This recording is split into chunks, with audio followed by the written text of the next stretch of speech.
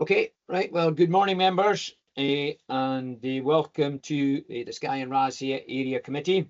This is the one we had planned to hold earlier in the month, but we weren't able because we weren't coded. Because of the changes, there are some items from the previous agenda that aren't on the agenda today because officers weren't available for the second meeting. But first of all, I'd like to welcome our new councillor for Skye and Raasay, Chrissy Gillis, to our first Skye and Raasay Area Committee. Chrissy was elected just over 2 weeks ago. So welcome, Chrissy, and we hope you enjoy your time as a councillor for Skye and Raasay and being a member of this committee. Okay, Alistair, any apologies for absence? No, Chair. Okay. Have we any declarations or transparency statements? Yeah, there's. Sorry. No, I was just going to say there's one from me, just that I'm a director of Raasay Development Trust and have been involved in the Carbon Neutral Islands project, which comes up later in the business. Okay, so that's a transparency statement, Chrissy, yes. Mm-hmm. Okay. Have we got any others, Alistair? Yes, Chair.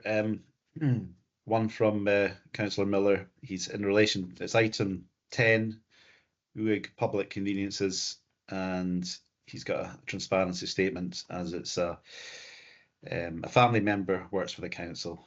However, having applied the objective test, he did not consider that he has an interest to declare. Okay, thank you very much.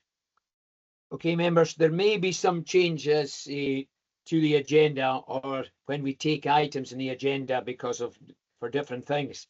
Now, we were due to have the Police Scotland and Local Committee Performance Report first this morning, but Don Allen, the area commander, is dealing with a serious fire in the Granton area. So we're not going to be taking this item first, but it's possible that Donna may be able to come in later on in the day. So we'll either take this item later on or we'll postpone it to the next meeting. Okay, so moving on to agenda item number 4. It's an update from the Staff and Community Trust.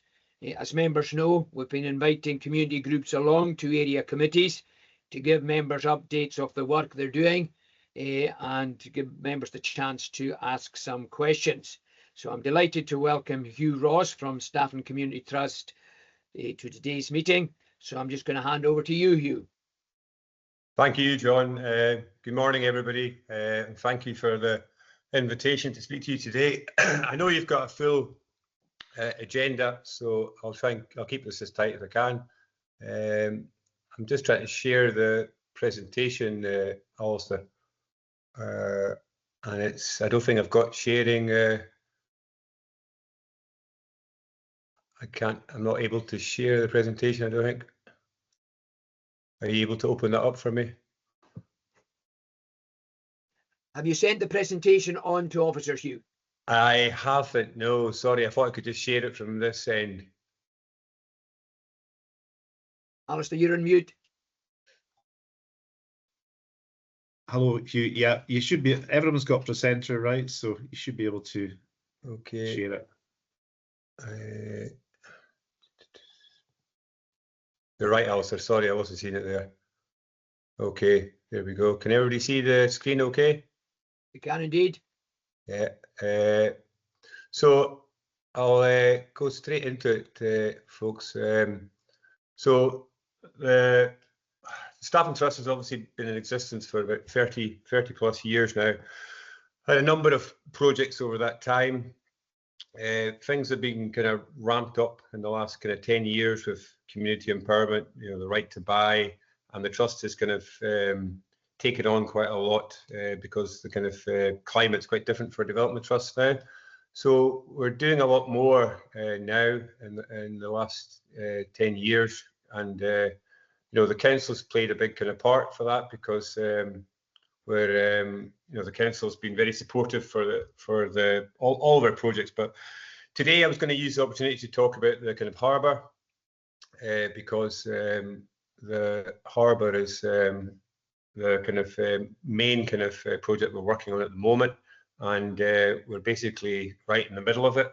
So I think it's just short of a year since the trust purchased the harbour area. So the Highland Council owned the slipway and the breakwater that you see there. What we call the department, our estate, basically the Scottish ministers owned the kind of onshore kind of area. There was a small kind of car park there, was actually part of the common grazing. And the tip of the breakwater that you see there is actually leased. It's on the Crown Estate, it's in the seabed. So we had to enter into an agreement with the Crown Estate as well. So we had three landlords to deal with. Hugh, we're not seeing, we're still stuck on your opening slide. We're not seeing your progressing slide. Oh, sorry. Here we go. Are you seeing it now, John? Part of your slide seems to be cut off on my screen. I don't know. Can you max? That's better. There we go. Sorry, everybody. So we had three landlords to deal with to kind of get the kind of purchase over the line, which went very smoothly. And in the last 3-4 years, there's been a fair amount of kind of site works. You'll see in the next slide that the amount of work that's kind of gone into the kind of harbour to date. Like we've had to upgrade the road, we've put electricity in, the water's in, and that kind of hard standing area there.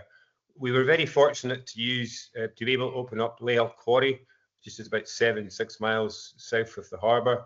That was owned by the Scottish ministers who supported the community kind of project. We had a couple of blasts there about 18 months ago.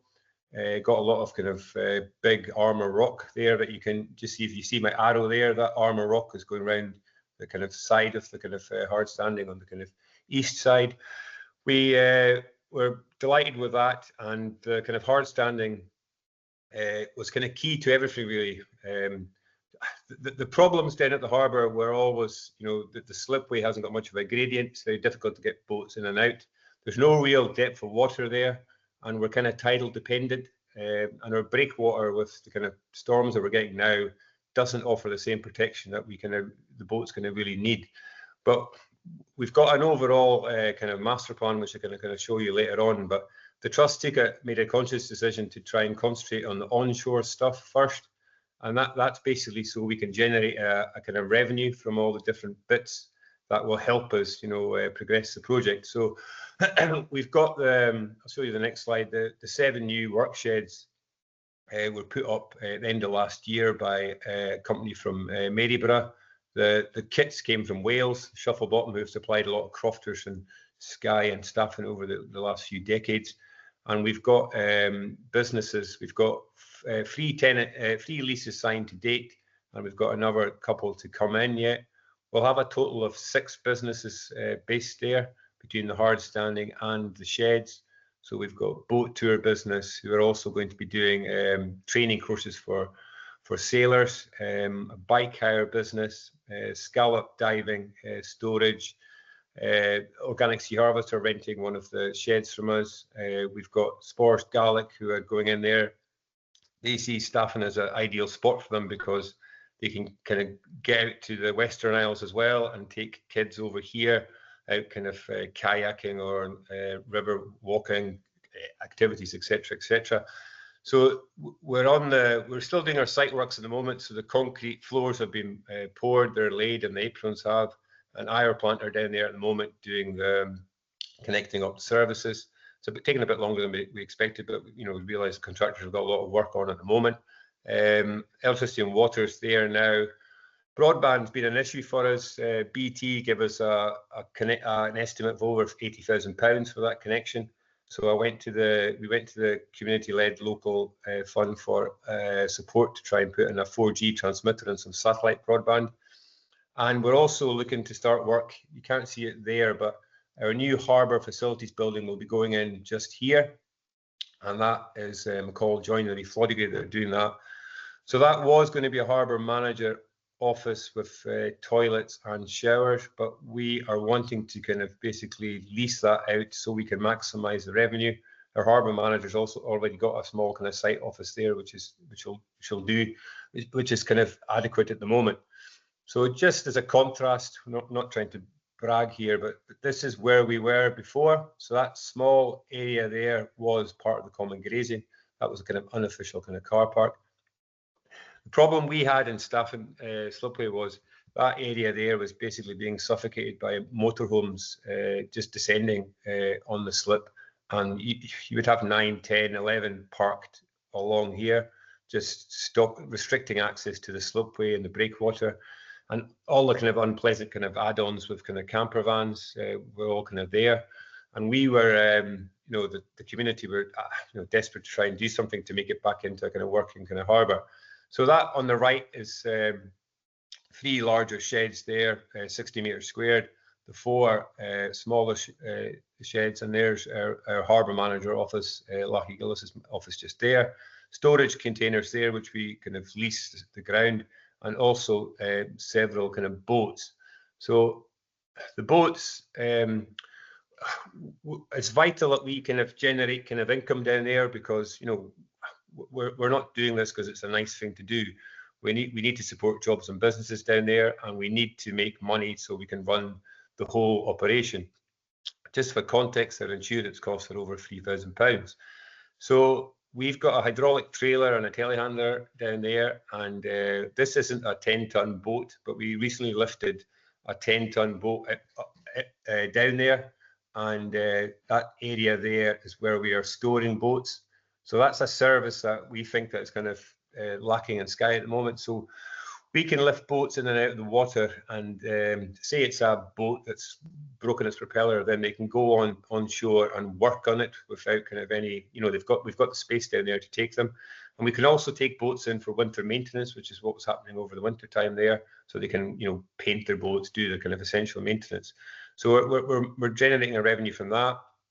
We're also generating a revenue from actually the use of the slipway.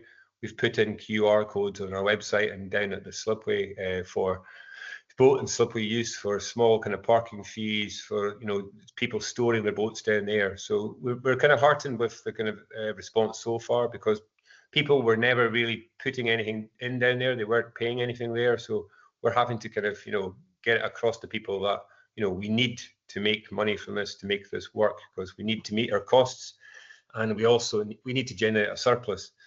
The Trust has got a bit of experience in this, because we've been running 10 a cash flow housing, health and business development for the last 3 years, and income there, it's exactly the same thing. So, you know, there's a misconception that development trusts are always looking for grant funding. We are for our capital works, but, you know, we know that we can't keep coming back to the well to kind of get money for our revenue. So we need to start generating our own kind of funding.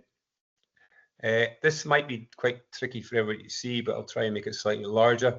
A couple of years ago, myself and one of the Trust directors was down in Edinburgh. We met with Kate Forbes and a couple of gentlemen from the Scottish Futures Trust.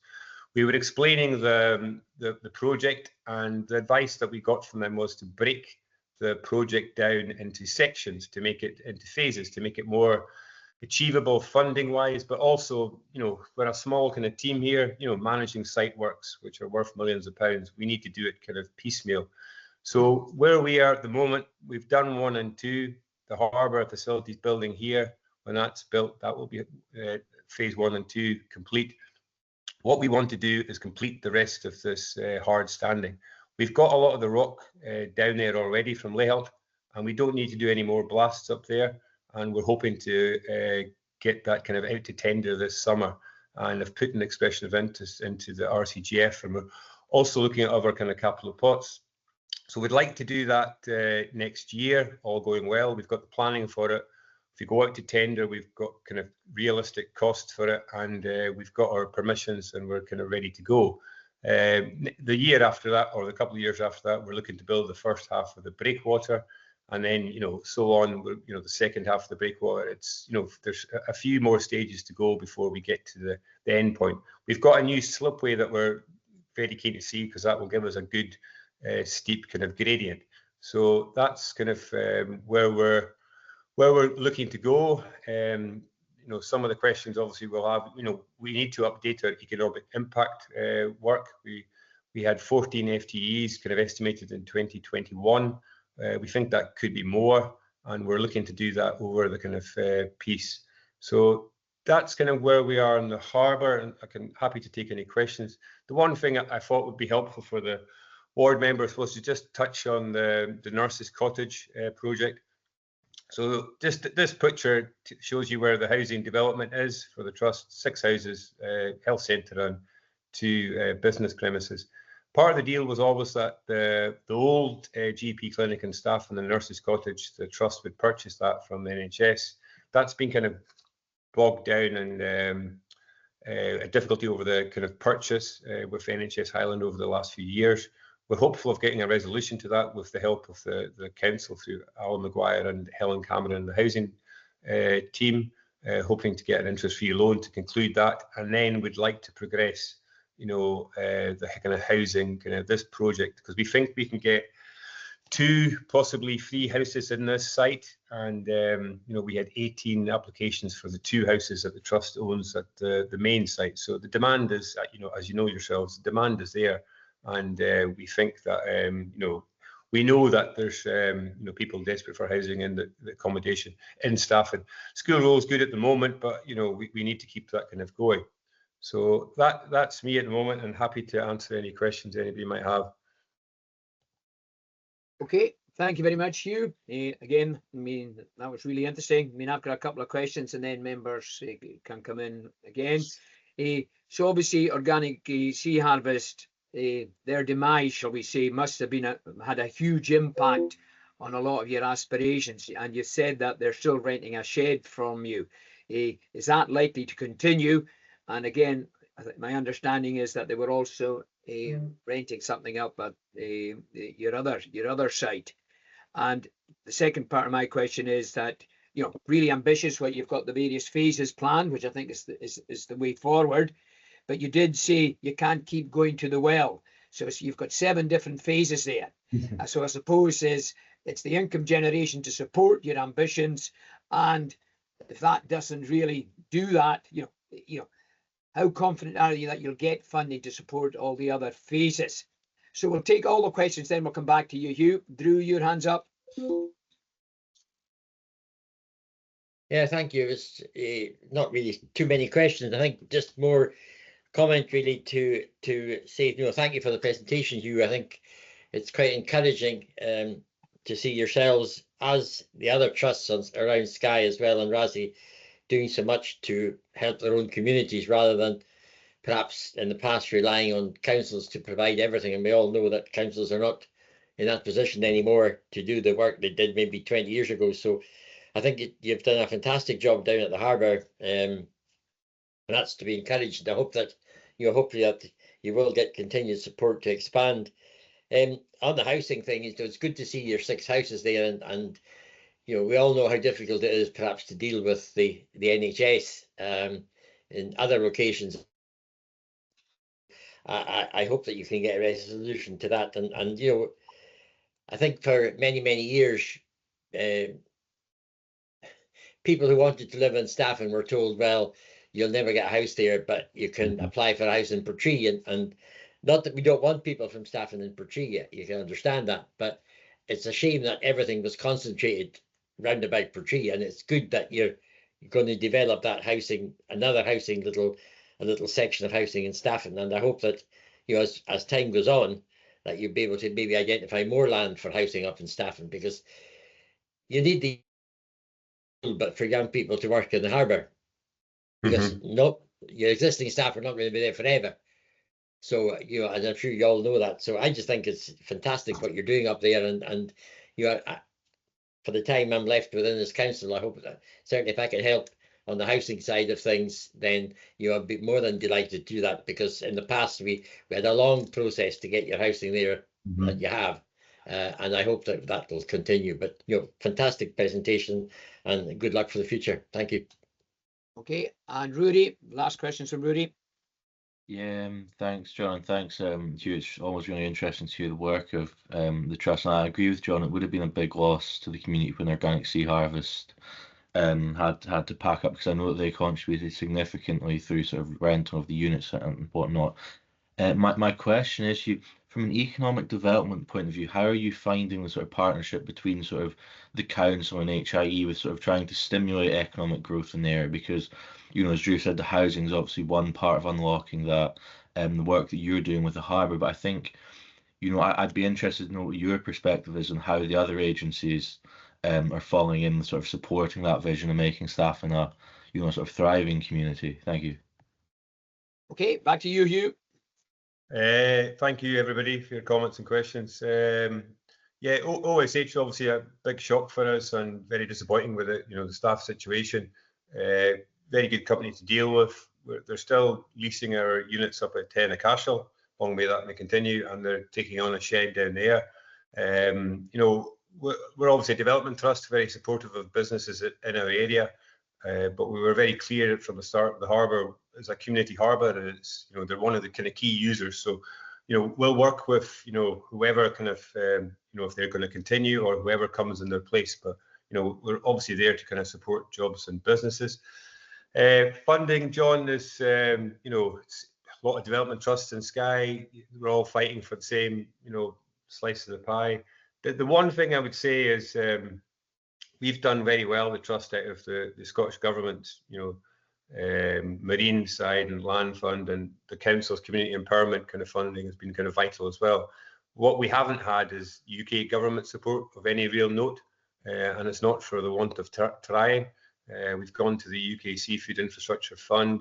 We've had something like £27,000 out of just shy of £3 million from the UK Shared Prosperity Fund, which was very helpful. But we think that we're going to try. We're obviously trying with everybody, but the government, UK government, and the Scottish government, would be very welcome to invest in this project because it ticks a lot of boxes.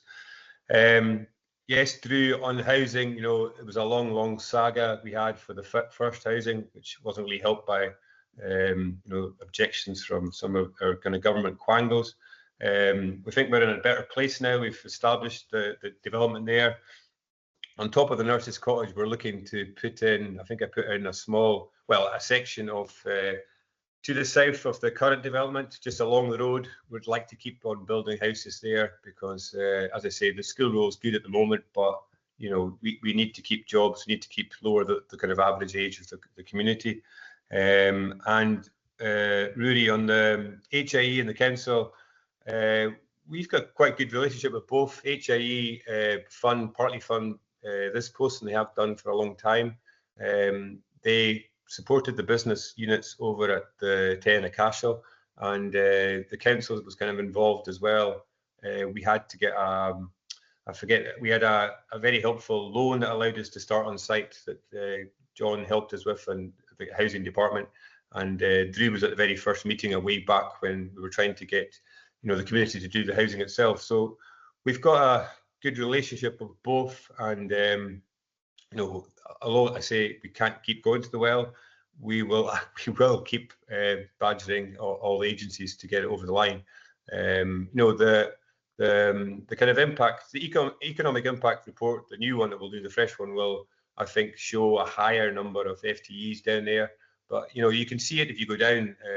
It's like a noisy working harbour, and there's workmen and there's people going out in boats. I mean, there's a sauna there now. It's it's very different from a motorhome kind of car park from a few years ago. So it's a noisy working harbour, and that's what we want to see.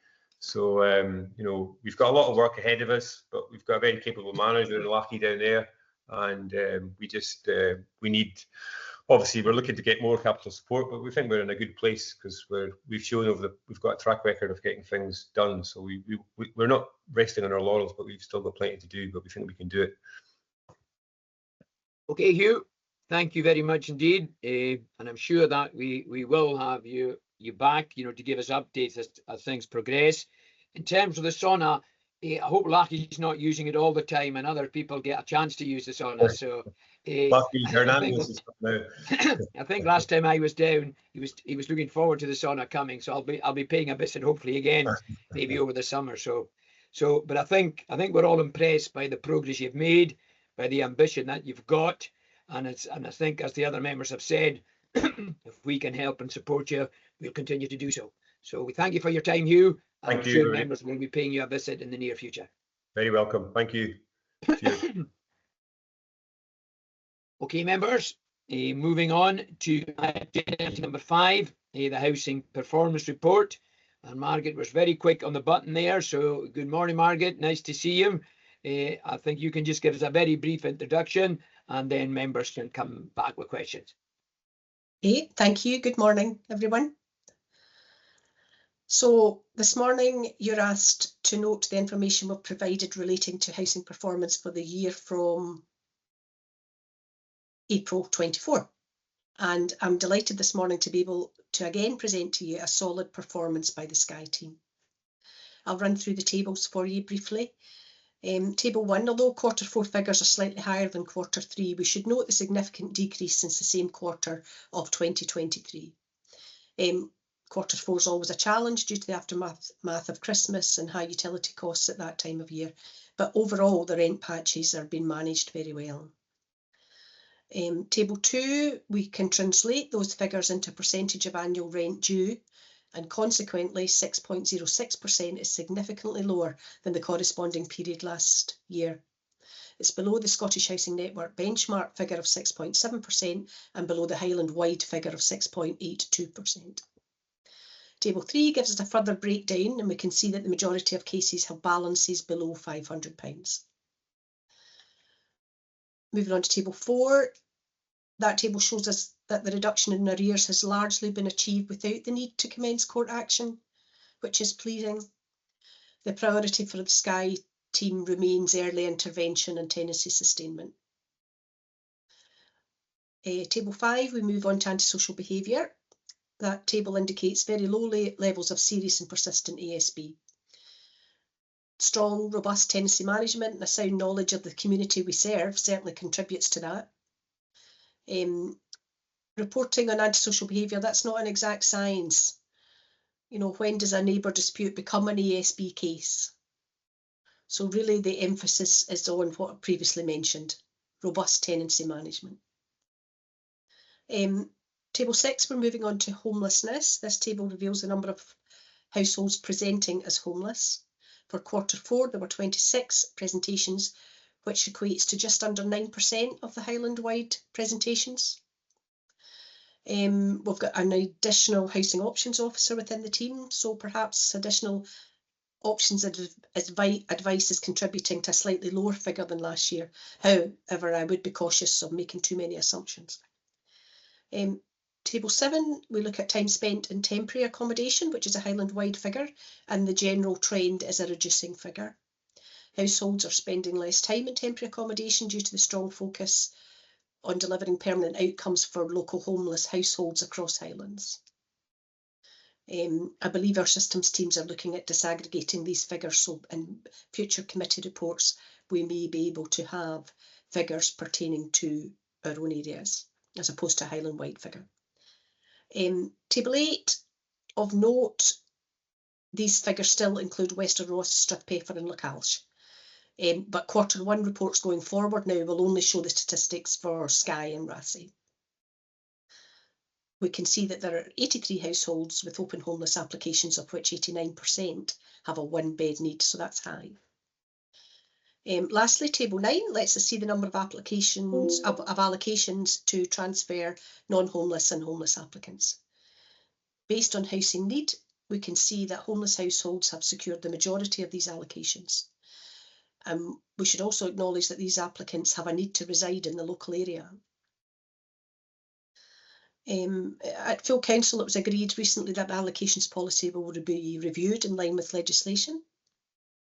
I'm confident that HHR partners are prioritising these households in greatest housing need.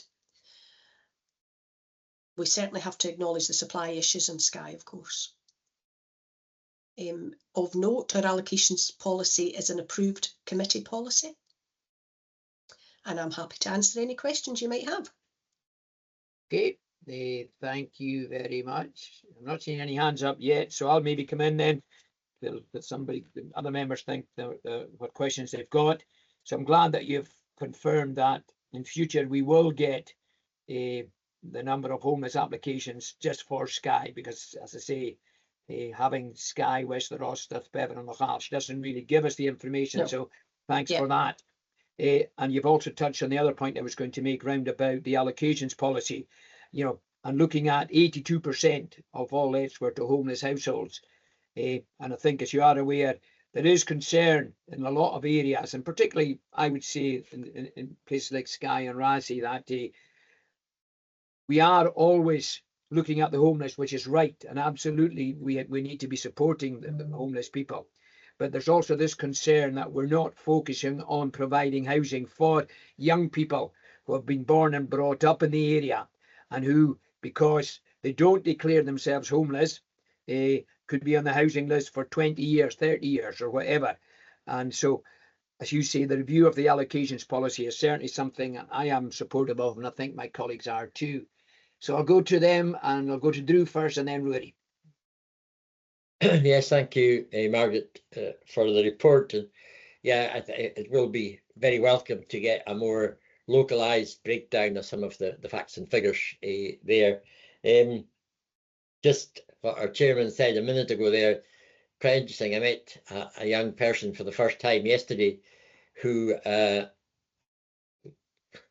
was almost leaving Skye because they couldn't get accommodation on Skye. And eventually they managed to get a piece of land off their mother.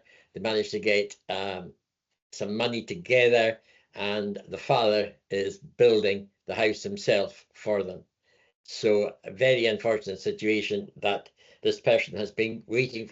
They were on the list for, I can't remember how many years now, certainly 4 or 5 years, I believe, and there was no prospect of them getting a house. So, and you know, the annoying thing, if you're speaking to various community councils, they see new people arriving on a regular basis and being given accommodation. And I know the complexities of the whole housing situation. I've been here long enough now, but I just wonder sometimes, is there maybe merit in having it one of our ward business meetings, having a good in-depth conversation with yourself about how it all works, or how it perceived it doesn't work, is maybe a way of putting it. So I think that would be welcome. Just on one of your tables, though, Margaret, just with 2 points. Sorry. First of all, I contacted Alan Maguire because I think I couldn't remember why.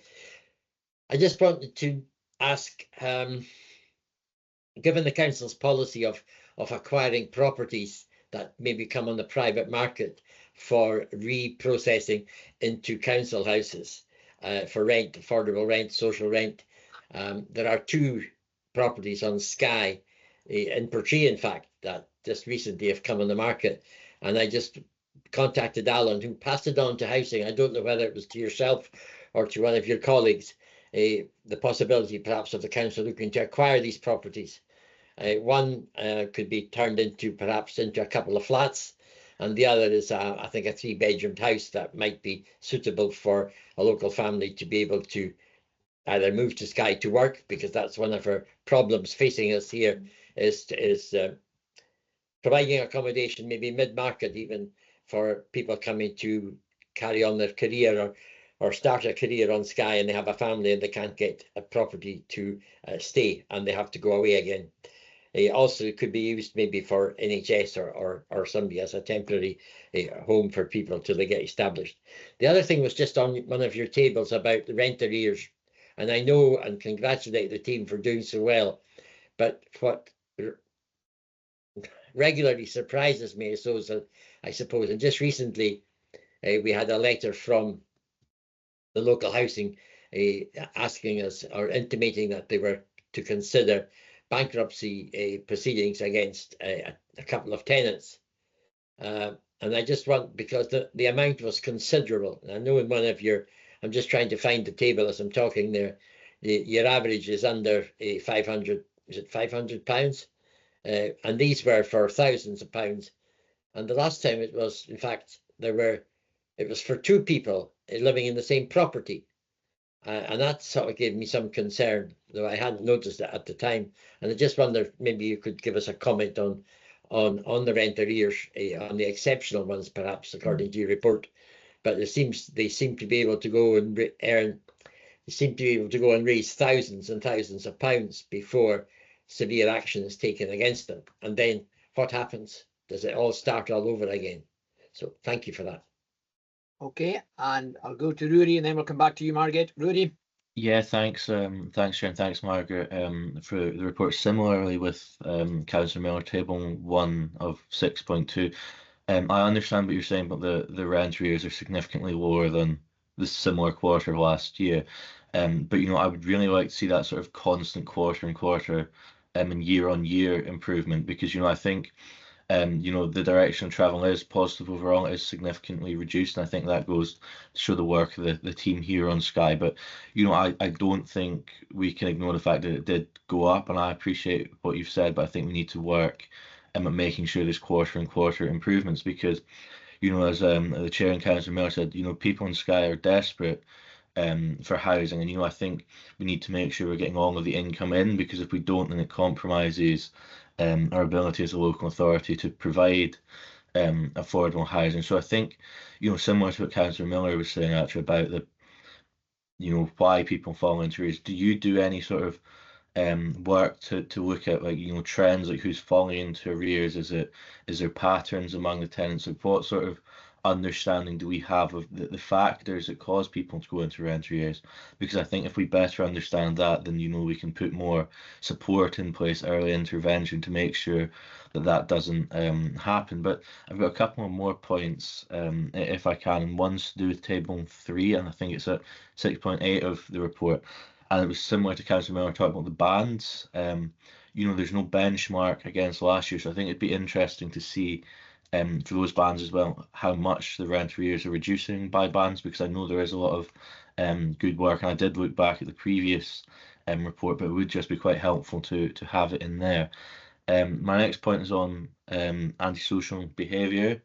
I understand it is a very complex one, but it was disappointing to see that the ASB case reported in Q4 was not resolved. I think we've got to take a sort of hard line to this. We've seen in the police report that will be coming up that antisocial behaviour on Skye and across the Highlands is on an upwards trend. So I think we've got to really crack down and come down hard on that, not just for our other tenants, but for the community across Skye. I think it's really important that we send a clear message on that antisocial behaviour is not welcome here in the Highlands. And my third and final point is on allocations. It was very disappointing actually that 82% of the lets were made to the homeless household. It's 28 out of the 34 that we've got. And while I completely agree with Councillor Finlayson, supporting homeless households is indeed essential, I think we need to make sure we're not crowding out other applicants of people on the transfer list, or local workers and our key workers as well, because I raised this at council last week. I've heard of key workers refusing job offers on Skye, having to leave employment altogether due to a lack of housing. This includes like nurses at the hospital and other frontline workers in healthcare and other public sector who will provide immense value to our communities. So I understand what you're saying, Margaret, but we provide the houses to the households most in need.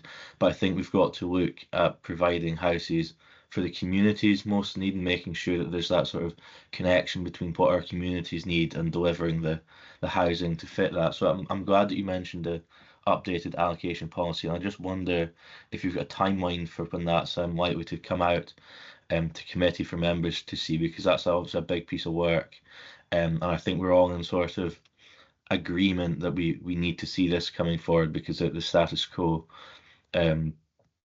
isn't working. So I think it'd be really good to get an update on that, Margaret, if you could provide some comments. Thank you.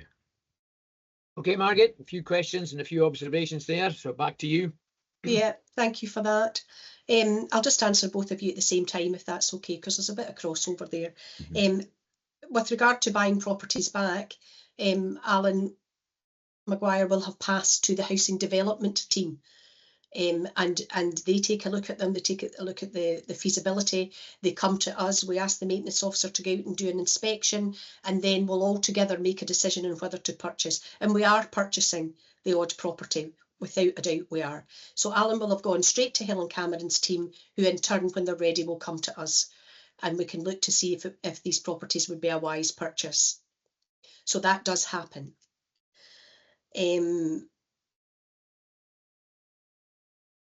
We've recently approached NHS to take a couple of properties over for key workers. They weren't interested in that approach, I have to say. So that's a piece of work that will probably continue. That conversation will continue. We operate a needs-based waiting list, and the allocations are made to those with the greatest housing need. But that doesn't mean to say we don't recognise that there are huge challenges on Skye, and there are other initiatives coming.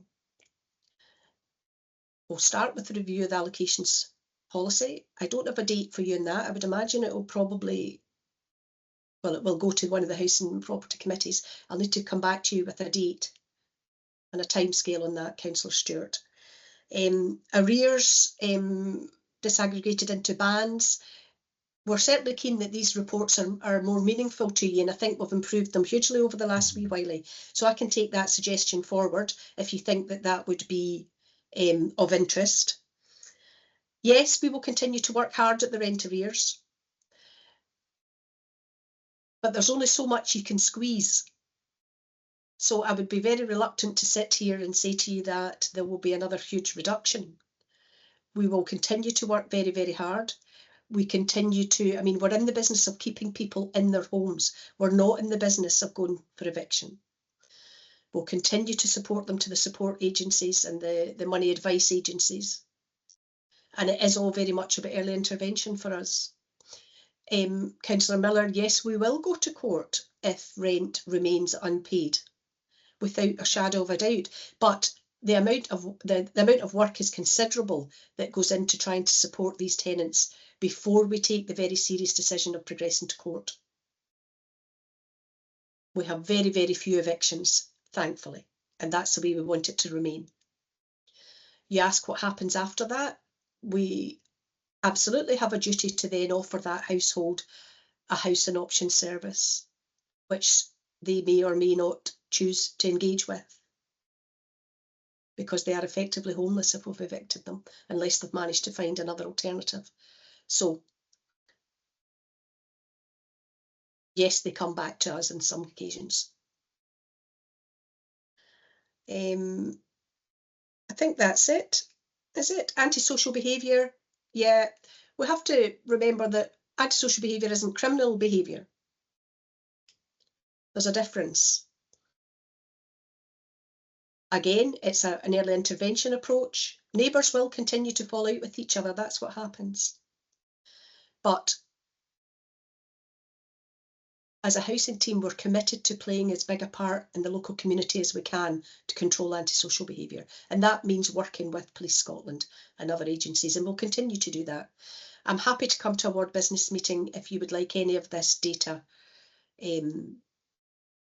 further broken down for you. Just let me know. I'm happy to do that. Okay, Margaret, I think that would be good, and I think Willie can maybe schedule that for later in the year, because there are probably a few questions that maybe members might still have. I mean, you've certainly answered the questions that we've asked you, but I think there may be other questions that maybe this is not the place to be asking them. But I suppose the one comment I'd like to make, finally, is really disappointed that if the NHS Highland were offered a couple of properties but indicated they weren't interested, I mean, that's something that, we need to be concerned about, given the fact that very often NHS Highland tell us the reason why they're not recruiting is because people can't get accommodation. And yet you're indicating that we are liaising with them, as I believe Lochhalton Skye Housing Association are, and they're not taking up the option of property. So I'm sure that's something, again, that we can, that we will take up with NHS Highland. But we welcome your offer to come to a ward business meeting. Happy to do that. Meeting. Okay, Margaret, thank you very much indeed for your time. And as I say, we'll hopefully see you soon. Lovely. Thank you very much.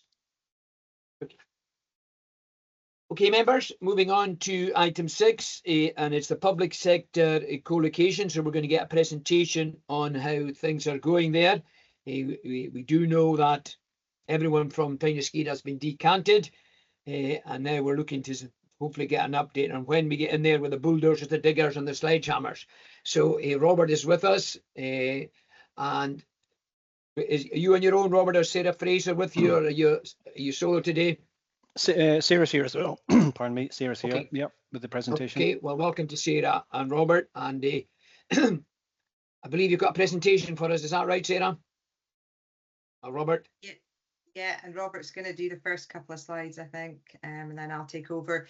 So, Robert, did you have the presentation to share, or do you want me to share it? Probably if you want to share it, because you'll be doing. I can cover the first two, as you say. Okay.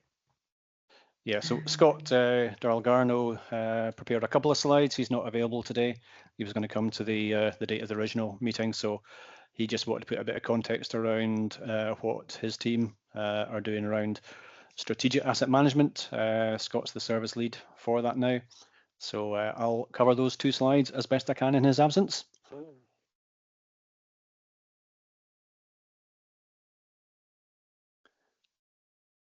Goodness, sorry, apologies.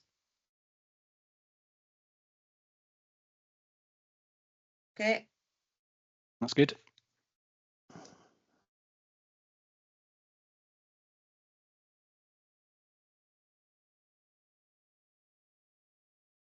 Yeah, so this slide, this is one of Scott's slides. Can I give a bit more information about demonstrator projects? So it's something we're looking at taking forward as part of the SAMP that Scott and his team are taking forward. So the background obviously to Portree is that we got funding from the Scottish Government towards a demonstrator project at Portree. This kind of predated a lot of the stuff that's coming out of the Highland Investment Plan and the various reports that have been to Council looking at co-location of services and different ways of working.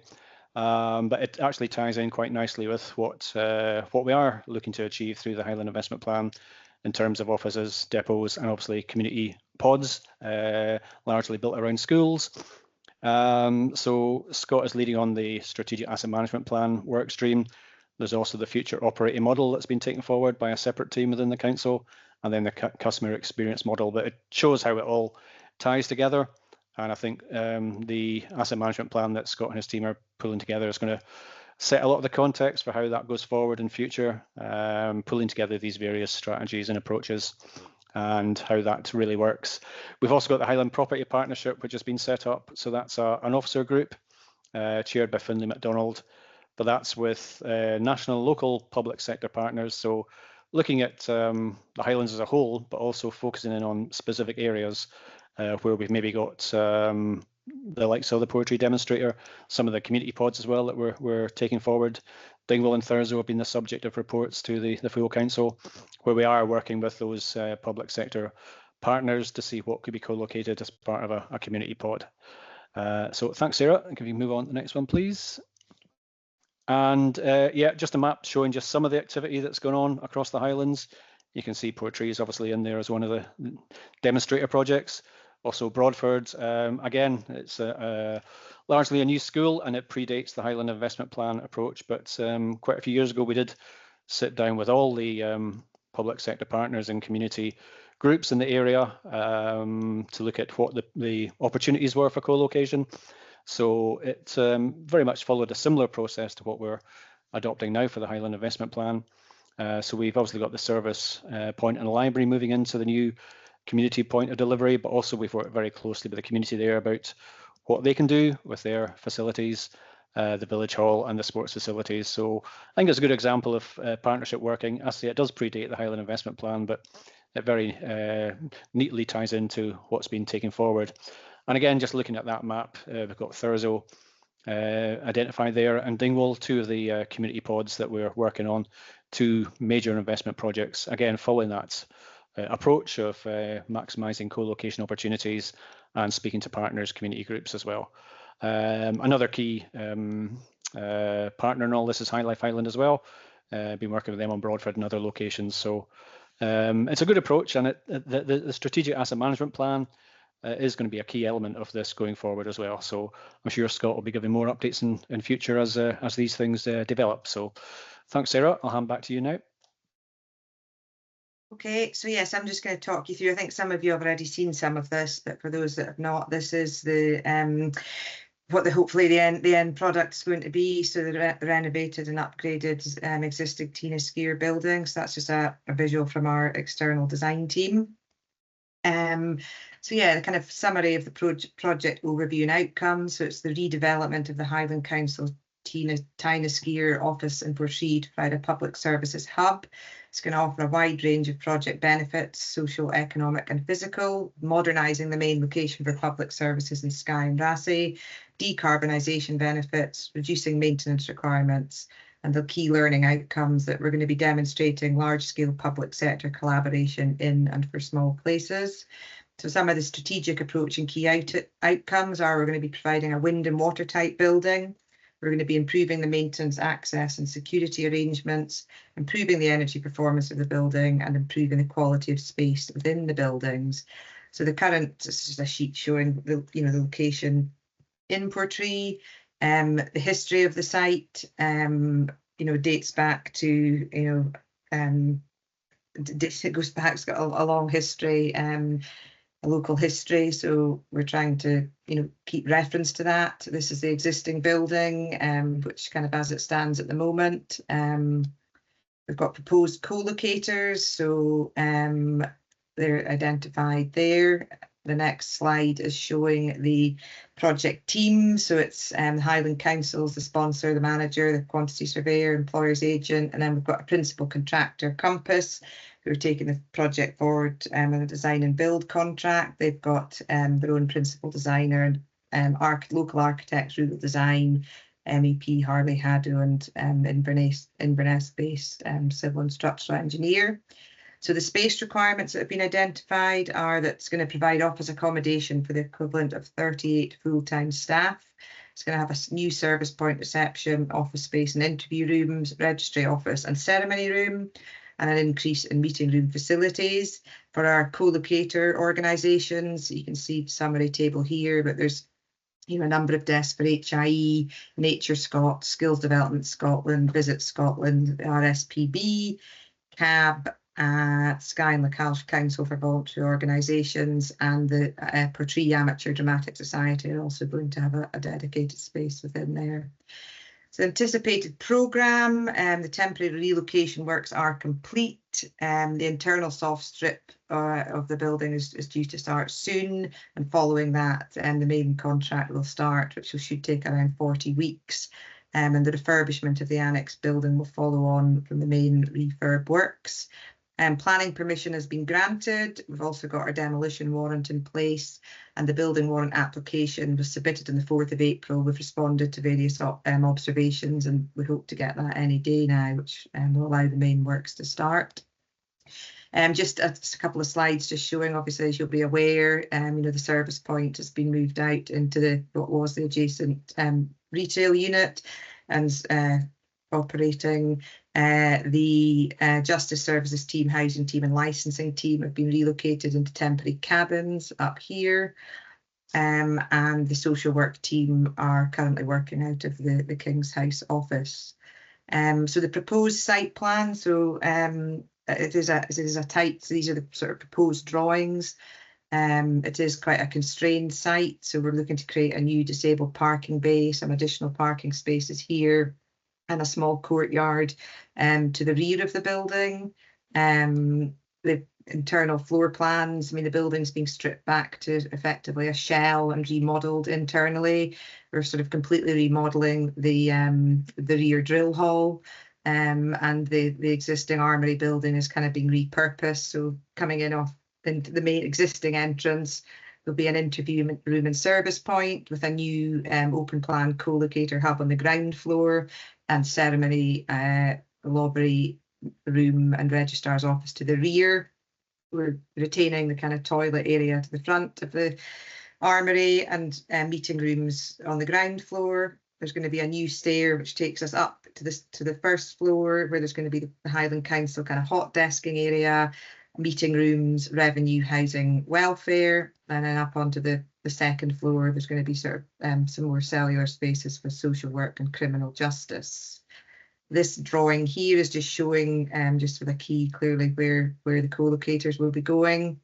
So yeah, just as I've just said, the co-locators there, the blues, the kind of service point and interview, meeting rooms. Yeah, we've got this welfare and housing, etc., Highland Council on the first floor, and then the social work and criminal justice on the top floor. These are some elevations of what it is proposed it will look like. So we're kind of doing a light touch to the existing armoury building. It's getting new windows, new render, gutters and downpipes, and the roof slate is being removed and replaced just to allow us to get some additional waterproofing in there, just to future-proof it. The existing drill hall is kind of being, there's a lot of structural improvements required there, so we need to sort of strip it back, and that's offering us the opportunity to get good levels of insulation, new windows, improve the air tightness, and apply a new metal cladding. We've got just, that's just the final external aesthetic there. A new dormer window going in there on that elevation, and then a couple of internal shots which are just kind of work in progress from our external architect, just showing what the space may look like. There's obviously artwork and things to go in the walls, but kind of showing the service point, and then the first floor Highland Council hot desk and kind of space. So so that's kind of it from me there. Sorry if I just skimmed over that, but I didn't want to dwell on things we've already discussed. Any questions? Okay, we'll go to Rudy first. Yeah, thank you for that. That's really interesting to sort of see more sort of in-depth plans of what it's going to look like. My only question is, it's quite difficult to tell from the plan that the registration sort of space, I take it that's going to be sort of used as what the chamber was currently sort of used for. Do you know what the size difference is between the what we've currently got and what this new one is? Because I know that there's been quite a few larger sort of weddings took place in there, and I know that there's some meetings held in there that have quite a lot of people at it. So it's just to make sure that everybody's going to fit in, because I don't know about other members, but it did look significantly smaller than maybe what was existing. But it'd be good to know sort of percentage-wise, is it smaller, or is it just how it's appearing in the plan? Thank you. Okay, Drew. Yeah, thank you. Thanks for the presentation, both of you. It's encouraging to see that we're getting a start. I suppose my first question, could we get a copy of that presentation maybe sent to us so we can have a wee study at it, just to make sure? I think the community at large are looking forward to seeing the end result. I think I just wonder, it's a wee bit disappointing in some ways that the police are not involved there, because having heard some presentation from our local inspector just a few days ago, the existing Portree police station really is not available to the public at all, unless an officer deems to be in and deems to answer the door or the phone. And I just wonder, given that we're looking at having facilities in Dunvegan in the new school, and well, potentially sort of an open office that the police could use, as we have maybe in Broadford. I just maybe get an update from Robert or yourself, Sarah, about have the police actually intimated any enthusiasm for maybe having a desk or even a lost property drop-off facility and with the council, because at the moment there's absolutely nothing in Portree, and there'd be as well not to have a police station in Portree, to be honest, because nobody can get into the place anyway, except for the police officers themselves. But I think it looks quite exciting, that this facility, and maybe for Councillor Stewart was asking about, is there space? I mean, we have other facilities in the locality that can accommodate larger groups as well. We have the high school, we have the community centre as well. So I think we should be hopefully working together as a team to be able to share these facilities. I mean, the school is owned by the council, more or less anyway. The community centre. You mentioned something about parking as well, and I just wonder, given there's quite a bit of parking area up around the community centre at the back of the Tyneskeera, I just wondered, is there some way of looking at identifying a specific parking for occupants of Tyneskeera in the future going forward? Thank you. Okay, and maybe I'll just come in with a couple of Sarah. No, in the pace you went through the presentation was perfect. That's the way to do it. Get move things forward. So really exciting to see the final plans. Also good to hear that really, apart from confirmation of the building warrant, which you're due to get, we're basically ready to get in there with the sledgehammers, which is really exciting and really encouraging. And it's also good to see the number of agencies that are going to be co-located there. I suppose my question would be, Sarah, have we got flexibility should other organisations decide to come on board, given the hot desking approach that we're using? In terms of Drew's point about the police, I think it's a very valid one, but I might be tempted to say, Drew, it's maybe the police who aren't engaging with the local authorities and people, to get things moving, as we've found, unfortunately, with some of our other public agencies when we've tried to have this sort of a partnership way of working. They tend to be the ones who pull out, but it might be interesting to hear what is available. So, and effectively, we're thinking maybe this time next year, we might all be going in there to hot desks, which would be really exciting. So back to you, Sarah. Okay, thank you. I'll maybe just answer what I can, and then maybe Robert can come in. But just certainly in terms of the space, Rudy's query there, we can double check and get back to you, and I'll circulate the presentation via email and confirm that to you, because I don't know off the top of my head. But I mean, obviously we have done checks, and we were certainly working to what we've been told to design to. And just I can't comment on whether the police have been engaged with. And yeah, John, if Robert may want to come in just on Councillor Finlayson's query there about the flexibility, because I think I'll let Robert come in. Thanks. Yeah, thanks, Sarah. I'll need to double check what the final position was with the police. They were certainly engaged at an early stage, and there was discussions about some of the options and also what would happen to their facility if that was no longer being used. So I'll need to check with I think it's Chris Holmes and Scott's team who was dealing with it. He's not in today, so I'll do that and get back to members on that one. And then about flexibility, yeah, there'll be some flexibility. I guess also we need to look at any other partners that are coming in, what their requirements are, whether it's just hot desk space, that would be easier to accommodate. If they were requiring confidential space or visitor facilities, depending on the clientele that they're engaging with, we would have to look at that pretty closely. But yeah, generally, I think within the overall footprint in the building, there would be some flexibility to make changes in the future. Okay, well, thank you both again. As I say, it is an exciting project, and we may see that we sort of started off slowly, but we're now really picking up pace. And as I say, we're all excited to see what happens next. So thank you both for that. Moving on to agenda item 7, which may involve you both again. So it's really just looking at an update regarding the new schools that we're due to get on Skye over the next few years. Again, this is a positive news story, but I suppose it's just trying to get some kind of updates about where we are, in terms of contractor recruitment, in terms of timescales, maybe an indication of maybe if the planning issues at Broadford have been resolved. So it's really just, some information, Robert, about what is really very positive news.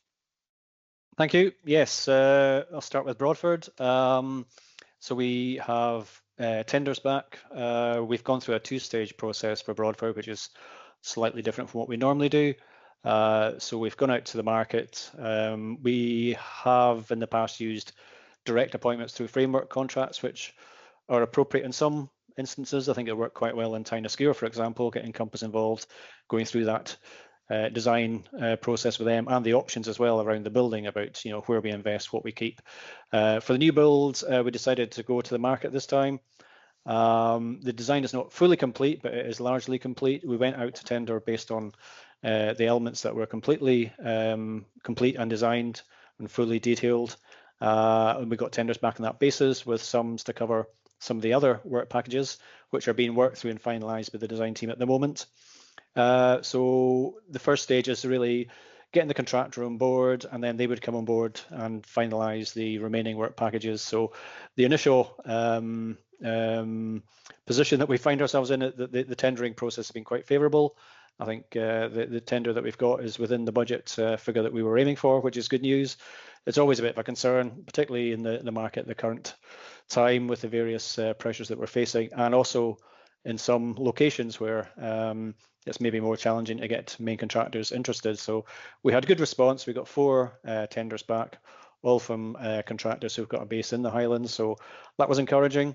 We're hoping to get the contract awarded in the next week or so.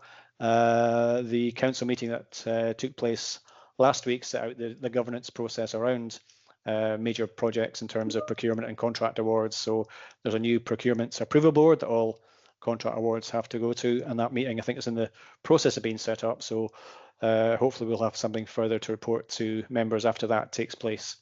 So on the financial side, I think we're looking good. Program wise as well, if we get that contract award in the next few weeks, we'll still be on program to deliver with a site start later this year. There's some key groundworks that have to be completed first of all before ideally the sort of Christmas holidays, get those done and out of the way, and that again reduces some of the program risk. It's a 15-month build period, so we'll be looking to be complete into the late 2026. We had been aiming for October. We're still round about that, but we'll keep the stakeholder group updated if there's any movement on that. With regard to planning, yes, there's still 2 or 3 items that are still in discussion. There's been various exchanges of information over the last couple of weeks, and I think there's a meeting to be arranged this week to hopefully bring all of those to a head. We don't think there's any showstoppers in there, but we're working with SEPA, transport planning, and environmental health. They've got an issue about the multi-use games area and the proximity to the housing. So I think these are things we can all work through. There's various responses gone back. We had further comments, so there's been a 2-way communication on that. So again, hoping to get that concluded in the next couple of weeks. So I think in terms of the main risks of cost, program and planning, I think we're well on top of that and looking to conclude it. And it'd be good to get that positive announcement that the project contract has been awarded and we've got firm dates for start and finish, which I think the community are keen to see. Shall I just move on to Dunvegan now, Chair, or do you want to take questions on Broadford first? We'll maybe do Broadford first. Members, any you. comments regarding what we've heard about Dunvegan? Councillor Muller? Yeah, thanks, Robert. Yeah, I mean, it is disappointing that the various organisations, SEPA, are maybe dragging their heels a wee bit on this one. I understand why maybe the transport issues are there. I'm also disappointed, I think, that the environmental issue regarding the mugga, etc., hasn't been resolved as well. But given the fact that there's no objections to the site, I mean, I've had some discussion with Daffyd Jones, just on general discussions and sort of encouraging him to actually that there would be no need for this, for example, to come to committee. I think that's quite a clear positive message for the community. I think the involvement of the community, you know, all the various people who attended the regular meetings, it's all a big sort of very much a positive message coming out of all these organisations. So one would hope that these there's little tweaking to be done by the 2 council departments, environmental health and the transport people, could be resolved fairly easily and shouldn't hold up the contract that been awarded. The SEPA one, well, you know, we know how long they can take to take decisions, but again, that shouldn't delay the award of the contract. So one would hope that you mentioned yourself there that you'll be able to get a start as soon as possible. I think that's sort of encouraging for the community, and one would hope that that'll happen. So that's all I really have to say, but just keep the pressure on, and I'm sure local members will give you any support that you need if you do need it. Yeah. Okay, Rudy? Thank you. Yeah, thanks, Chair, and thanks, Robert, for that. I'd be interested in, with regards especially to the internal consultees, so that's our environmental health and the transport planning team, were they involved early doors when this was going through the design process? Because, you know, I struggle to understand how we've got functions of the council in essence in conflict with each other. You know, this project was meant to be, you know, shovel ready, and it was sold as such when the Scottish Government awarded the LEAP funding. So I'd be really interested to know, Robert, how we've got to this position, because I think, we've got to make sure this doesn't happen with, Dunvegan School as well. We're very keen to see both these schools coming out of the ground as soon as possible, that they mean so much to our communities. So I'm just at a loss really as to how we're in the position where, two functions of the council has in essence objected to the council building a new school that nearly everybody that I've spoken to agrees needs to happen.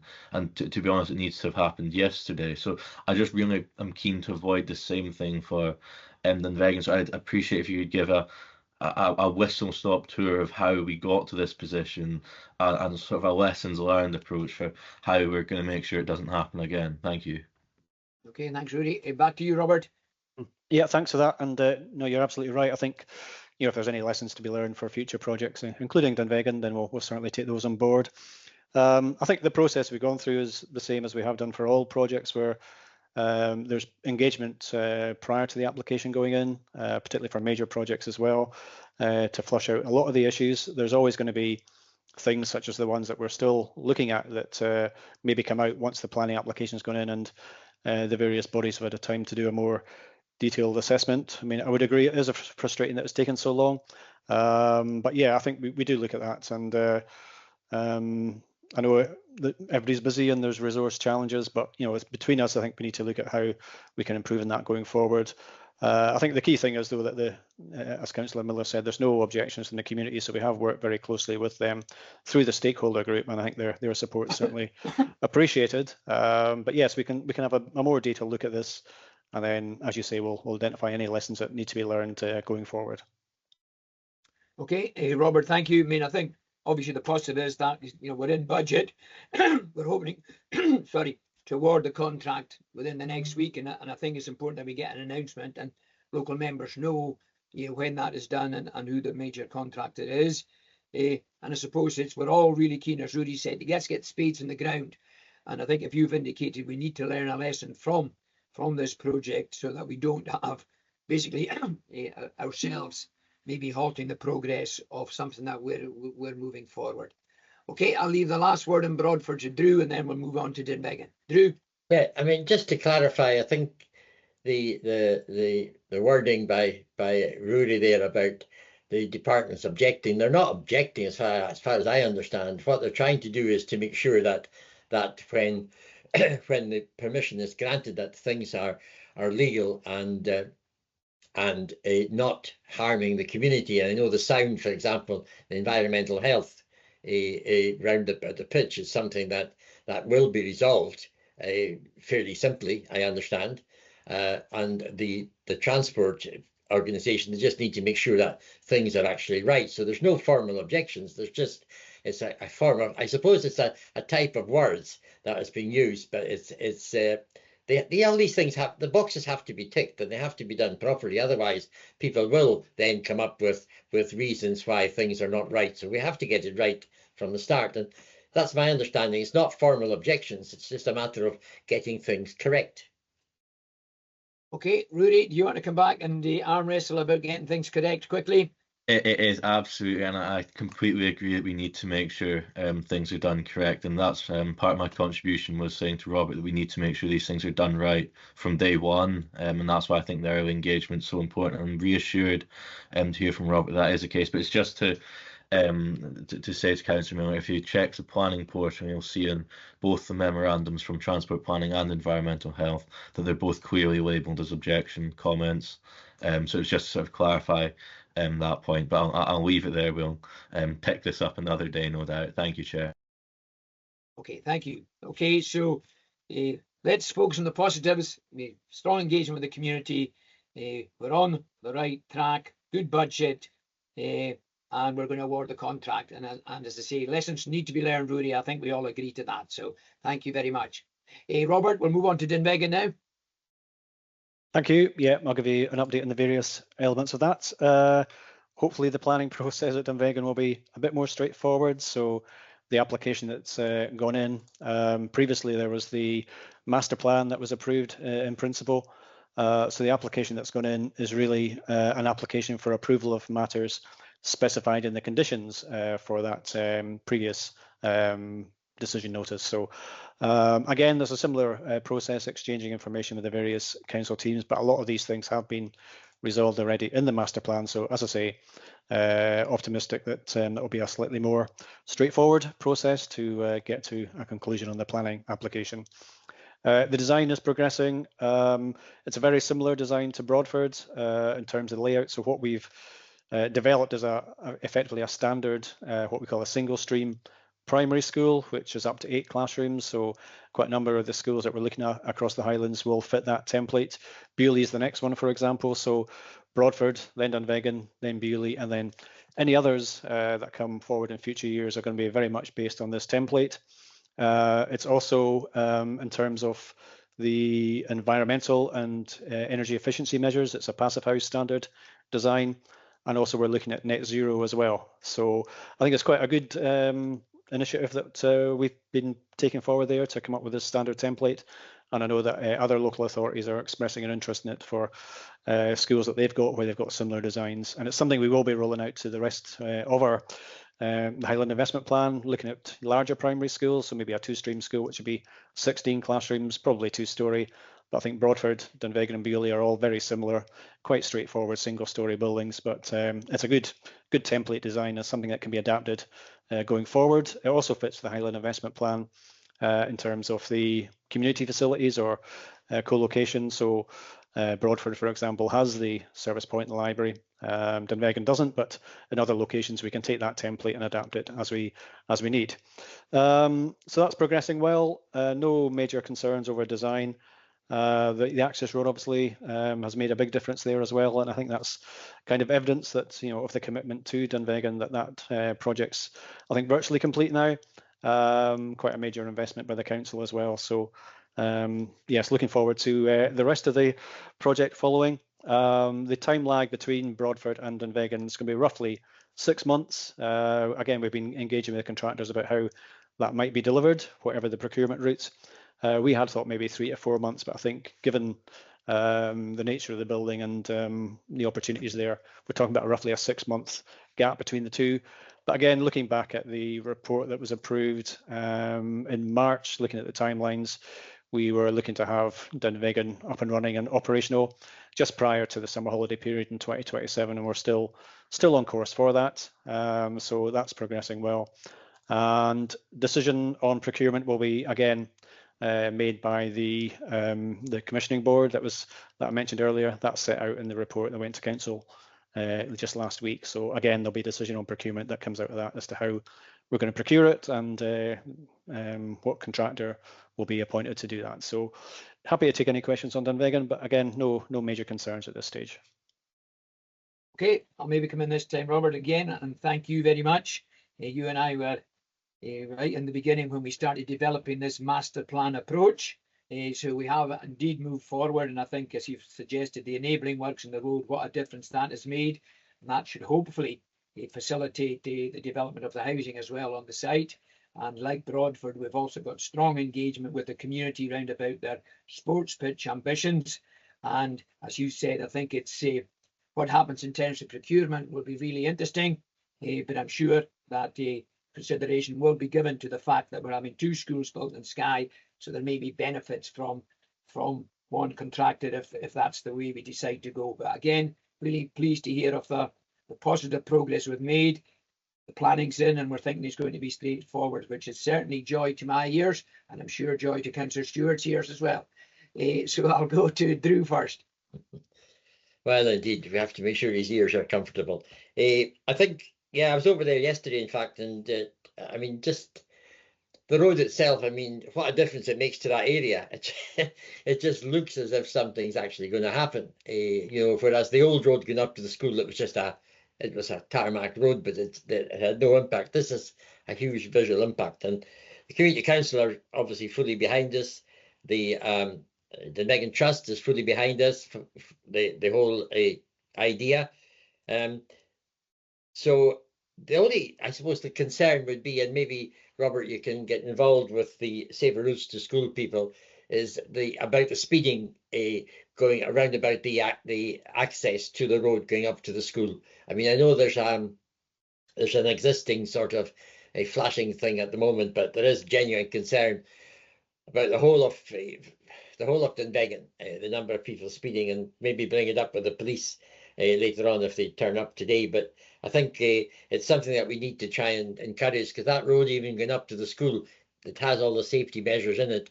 But coming down from the Sliggerhan direction and round that bend, we really maybe have to think of talking to Safer Routes to School of making sure when the school's ready to open that there are calming measures put in place on that road to stop the main road traffic. But everybody else is 100% behind it, and I'm sure it'll sail through the planning process, because there'll be no, I can't see any members of the community objecting to it, so it should be pretty straightforward.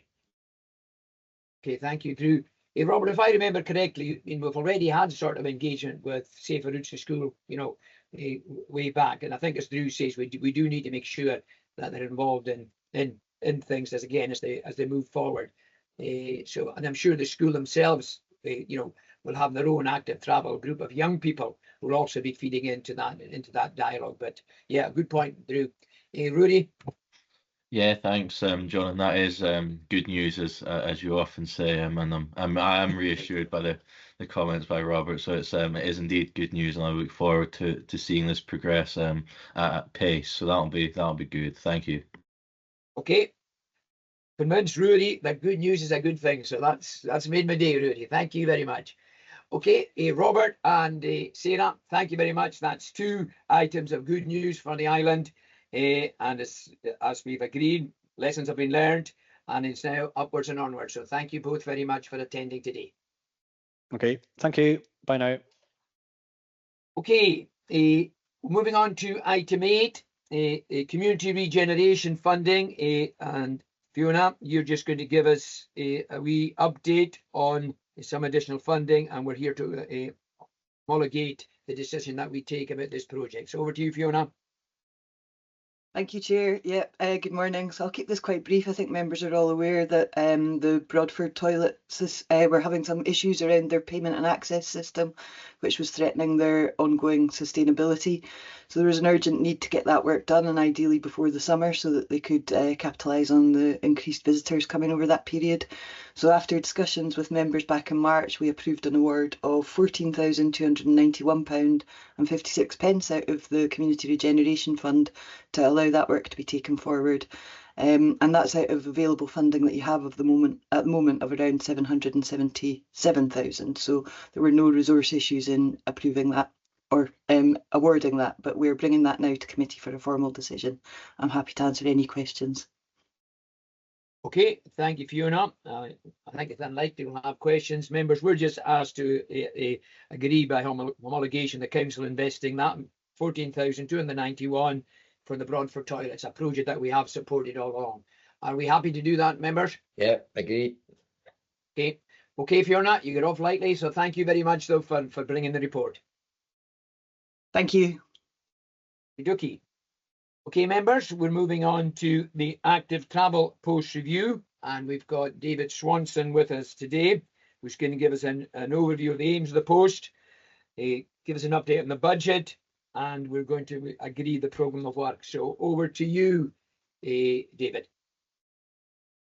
Good morning, members, and thank you, Chair, for your time.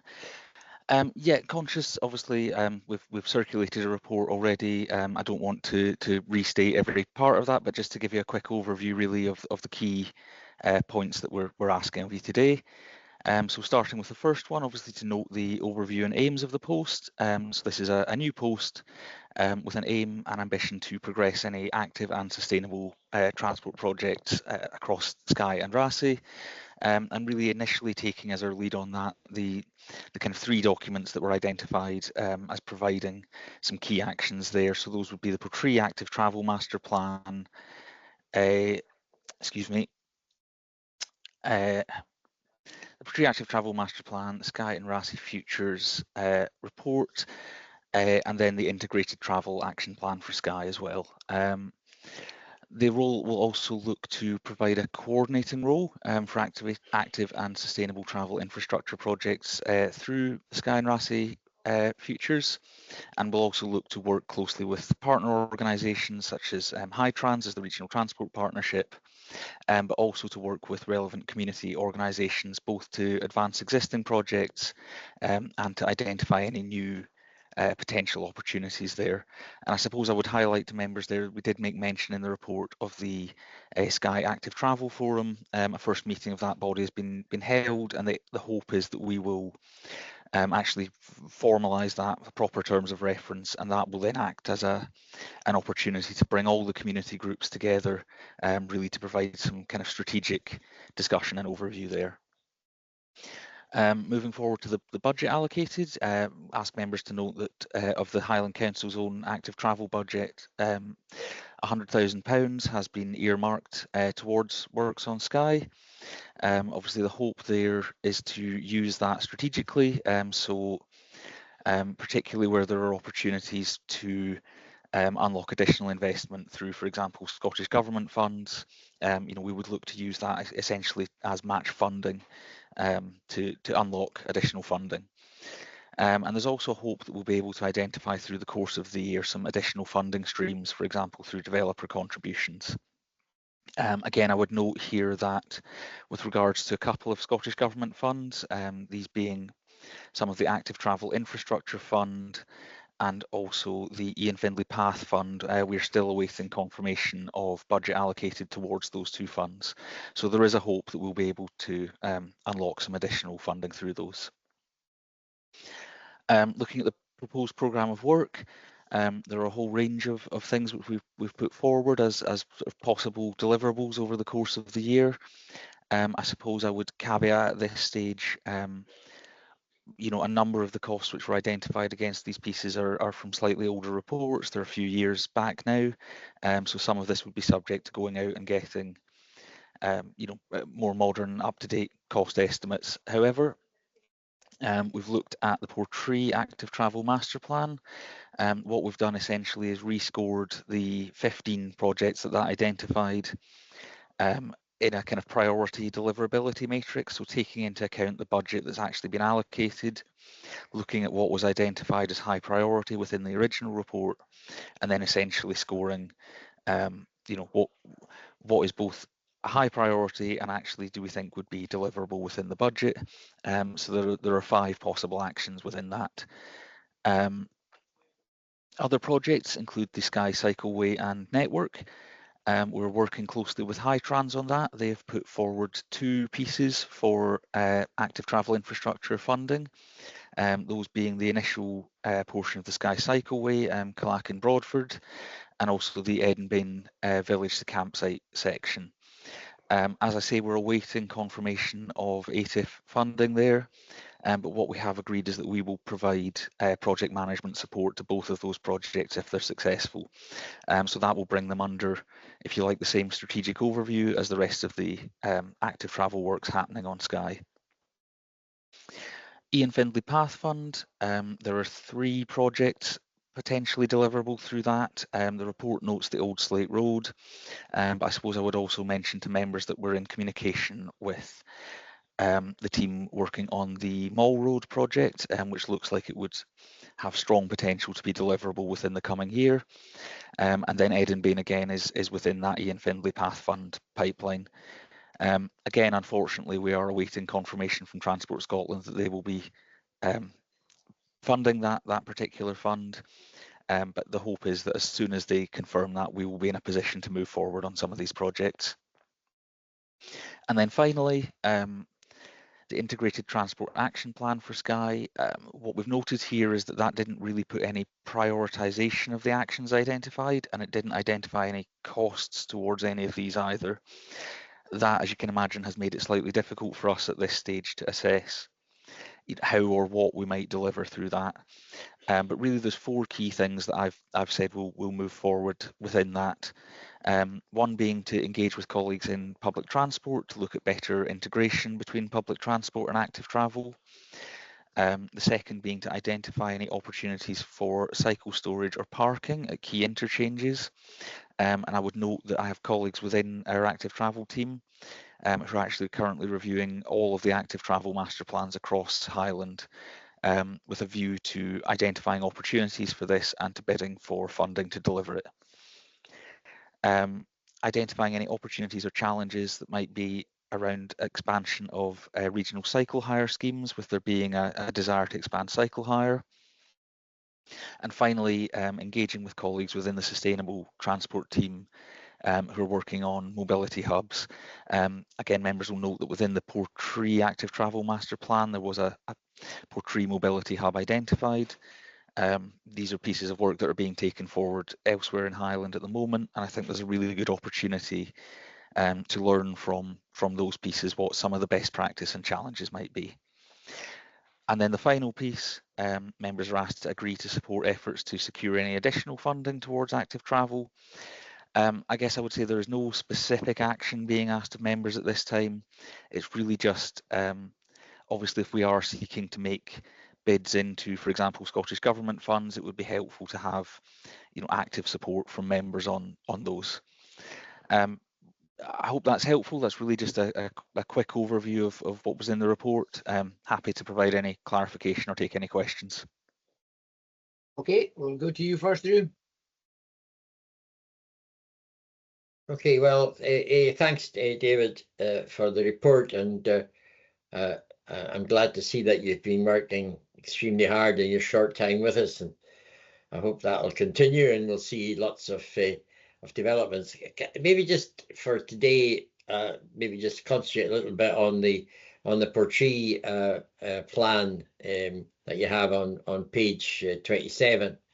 I was at a meeting last night of one of the community councils that I attend, and the Portree Community Council. There's certainly concerns, and you've noted in the table there the junction improvements around from Wentworth Street to Portree Harbour. So really, I suppose it's really from Bank Street is the most important issue, and there are horrendous issues there, especially at this time of year with lack of access or difficulty of access from the harbour up to most of the traffic does go through Wentworth Street. So that came up at the community council, and I don't know how much contact you've had with our roads manager Mackenzie since you've started, but I think it'd be imperative that you have a discussion with himself regarding some of the works, because a lot of the things identified were some connection to the roads programme as well. So a suggestion coming from the Portree Community Council, who have concerns about the top of the Quay Bray onto Bank Street. One is the suggestion perhaps that a yellow junction box should be put in there, yellow striped box, so that people have, if they understand the process, they would know who has access when and where. If your wheels are on it, I believe that gives you a right of access. So I think if that's working with roads, that could be done as soon as possible, that would be great. Certainly, I think everybody would welcome travel crossings on the A87 at Wood Park. I think that other designs, well, the footpath from Wood Park to Flada Crescent would certainly be welcome, but I think the biggest problem we have is the traffic situations on Home Farm Road, Ratnaira and the A87, and I think the link road will certainly, if it goes ahead this year, to start the works completed early next year, then that will certainly take some pressure off Boswell Terrace, etc., which at the moment is under huge pressure. We have problems round about the lack of pedestrian crossings within the village itself, which I don't really see too much a mention of. But you could maybe explain what you mean by Summerled Square public realm enhancements. That's certainly something that I would like an explanation on, because it certainly beats me so far. But I think that until we get the link road completed and somebody comes up with a clever plan of traffic flow, I think Wentworth Street pedestrianisation, excuse me, is well down the list at the moment, because I think the Summerled Square we need to have a look at the traffic flow around there. And I know we've been speaking to Mackenzie quite a few times at board business meetings, etc., about what we can do to improve that. So I don't know what you mean by public realm enhancements. So maybe what I'm going to try and say will cover that. So I'll maybe get an explanation from that. And if that doesn't satisfy me, then perhaps I could come back in, Chairman, because there are genuine concerns, having spoken to CityLink and Stagecoach, concerns about how we can make Summerled Square a bit safer for pedestrians. And there's certainly there's no pedestrian crossings, and the pedestrian walkway that is in the square, allegedly a pedestrian walkway, is the wrong colour. It's yellow and black. It should be black and white. So these are simple things that perhaps that with the money available and any money that you can drag in, and it would be interesting to see how much you expect to drag in from other organisations like the Scottish Government, if some of these things could go ahead this year, certainly this financial year, which would be welcomed, I think, by the whole community in Portree. So that'll do me just now, Chairman. Thank you very much for your indulgence. I'll go to Rudy. Yeah, thanks, Chair, and thanks, David. I think this is really interesting, and I agree with the comment you made. A lot of this will require sort of working in partnership with the roads team. I think trying to shoe in as much additional external funding as we can get is probably the way to go, because the pennies are getting a bit tight around the council these days. So, but the one thing that I'm a wee bit concerned with is a capital allocation funding, because I think if you look at how a lot of this is allocated, is based on the sort of promotion of the active travel and sort of trying to dissuade car use. And I think like what we're looking at in Portree is what Councillor Miller says, very sort of pragmatic, and I think we do need to look at how we can do sort of low cost interventions that will make a big difference to people. But I think looking at the sort of more expensive stuff in the master plan, it's a good idea, but I think what I'm hearing from people that I've been speaking to is they need to see more money spent on the roads, and I think Mac and the team have done a very, very good job with that. I've heard nothing but praise for the team, but I think we've got to just give them a bit extra money. So I think what may be a better use is, given that people that walk, people that cycle, they all use the roads that all be outside of the main settlements, Portree and Broadford. I actually think what we should be doing, members, is we should be putting this 100,000 into the roads budget. Give Mac a bit more flexibility, because people don't want to cycle, because some of the township roads, it's the edges are crumbling and it's too narrow. So I think we can use that £100,000 if it was in Mac's team. But I fully agree with the rest. I think it's a cracking idea, try and get that external money in, but it's just that 100,000 capital allocation. I would much rather see that go to the roads, and I'd appreciate if somebody would second that. I can put something in the chat if I need to, but I just think that's probably more pragmatic way. I think Mac and the team have a good track record of delivering fantastic value for money. So I think giving and supporting a roads team as much as possible will do the best for our community. So I'd appreciate if somebody would second that. But I completely endorse the rest of this report. The post's a great idea. I think we've got to get as much money through the door as we can. But I just think with the precious few coins that we've got, that money should be spent getting the roads up to the best condition that we can. Thank you, Chair. Okay, thank you, Rudy. To be quite honest, I'm not minded to second it at this stage, given that we have got a plan here and we've allocated funding. But I think, as you know, Rudy, what we have been doing, and what we will continue to do, is we will be looking at our own disaggregated budgets, and we'll be looking at the income that we generate on the island. And as you rightly say, upgrading our roads is a priority, and I'm sure that's something that as an area committee we will sit down and we will look at our parking income. And I'm pretty sure that we'll all be on the same page when it comes to allocating some of that funding for road improvements to add to the money that Mac has already got, which we all recognise is additional to what we used to get. So can I suggest then that we maybe, rather than have an amendment, we maybe have the discussion and look at what other options we've got to support additional funding for the roads. But given that we have got a plan, an active travel plan here, and obviously if we've got David in post and he's got a plan that's going to cost £100,000 and then he's got no money, well, the plan doesn't progress in many ways. So I don't know whether you're minded to maybe support that at this stage, Rudy.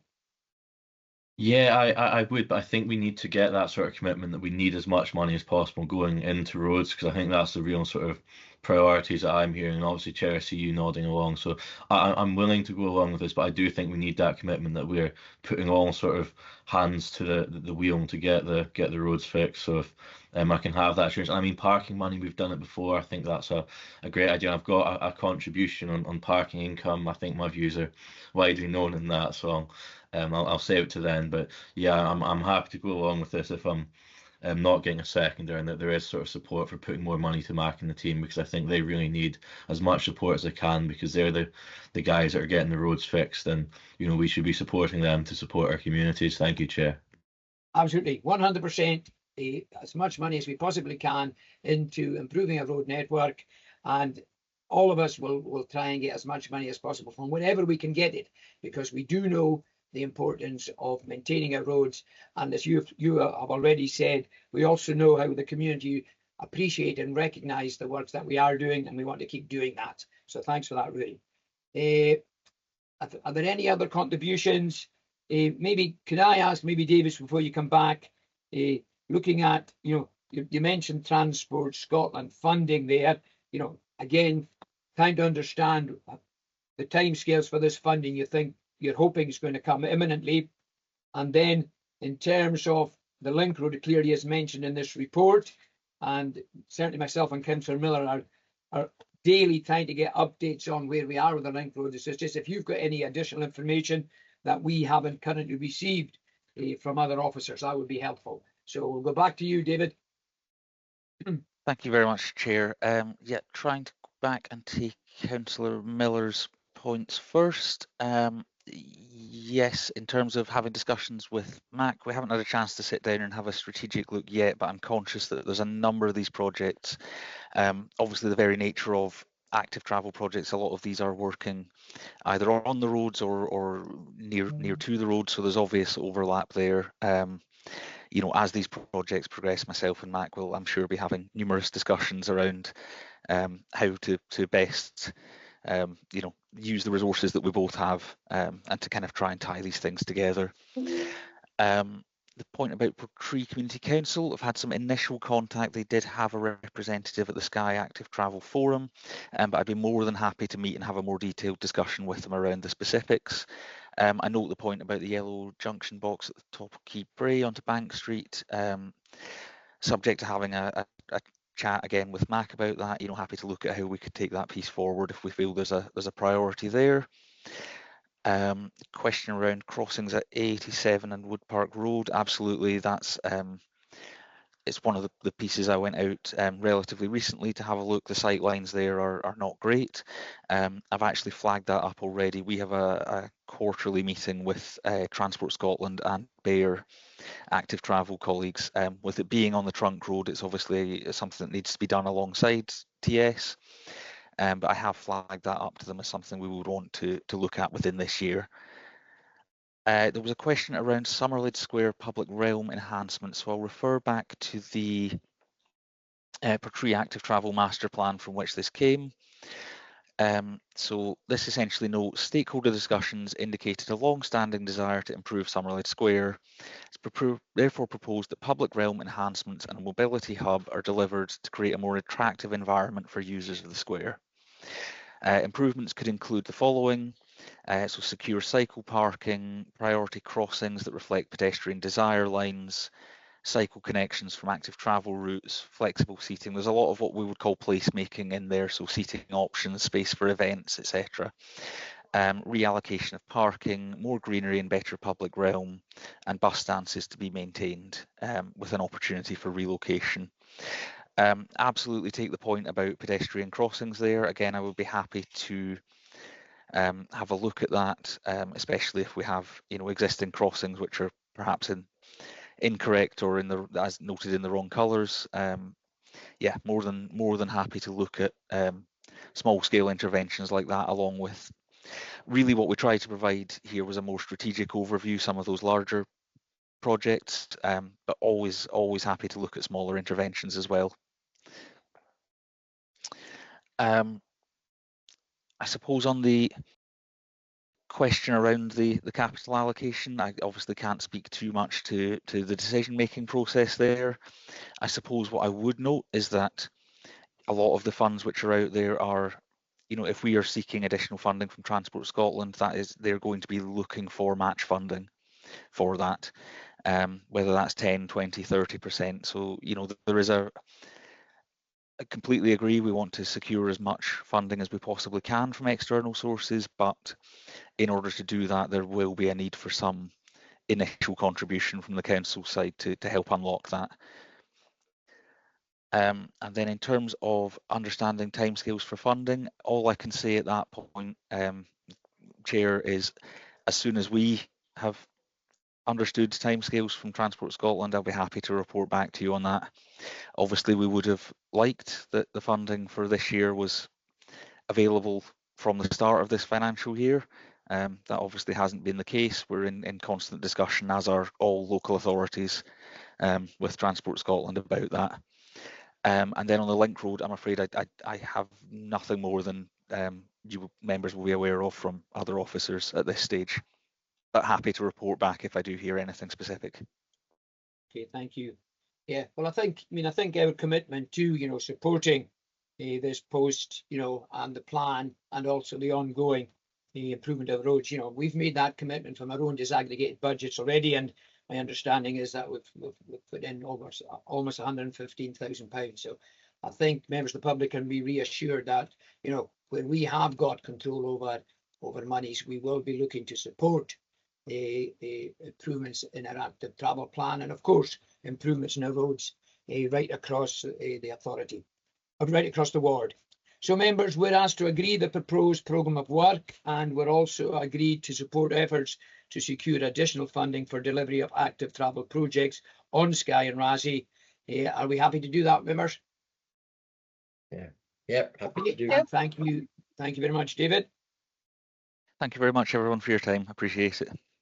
Okay, right, members, we move to item 10. I think we'll take a 10-minute break after this, just to give everyone a wee comfort break. So we're moving on to the Uig Public Conveniences, the report, and Davy Lamont is with us to give us an update, and we asked to agree to the closure of the old Uig Public Conveniences and agree formal disposal of the asset to allow the Uig Public Convenience to be marked for sale or made available for asset transfer. And Davy might have an update on any interested bodies there too. Okay, over to you, David. Good afternoon, members. Thank you for the opportunity to speak. Well, our position is still the same as from the 26th of May at the Skye and Raasay business meeting. We have been in contact with the Community Council. They didn't give us any feedback, but they have been speaking with the Local Development Trust, and we've been in conversation with Duncan Clark there. The Community Trust, the Development Trust, sorry, are of an interest of taking the building on, either outright purchase or a community asset transfer. They haven't indicated to us as such what they really want to do with the building, but they did indicate at that meeting that they would like the old Calmac building and the public toilet, the old public toilet from us. Debbie fully explained in May the whole impact, and I'm happy to take any questions from yourselves on this subject. Okay, thank you, Davy. Okay, so the question I've got, and I did raise it with Debbie subsequent to our area business meeting, is, you know, it's about the opening hours. And my understanding is that we have put a door on the outside so there can be access to the public conveniences without going through the Calmac building. Our understanding was also that initial discussions with Calmac a way back indicated that they would be supportive of hours out with their opening times.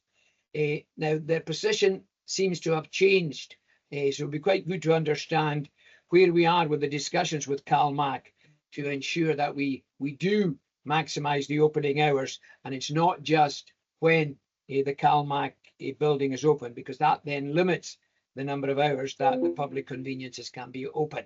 So that's my question.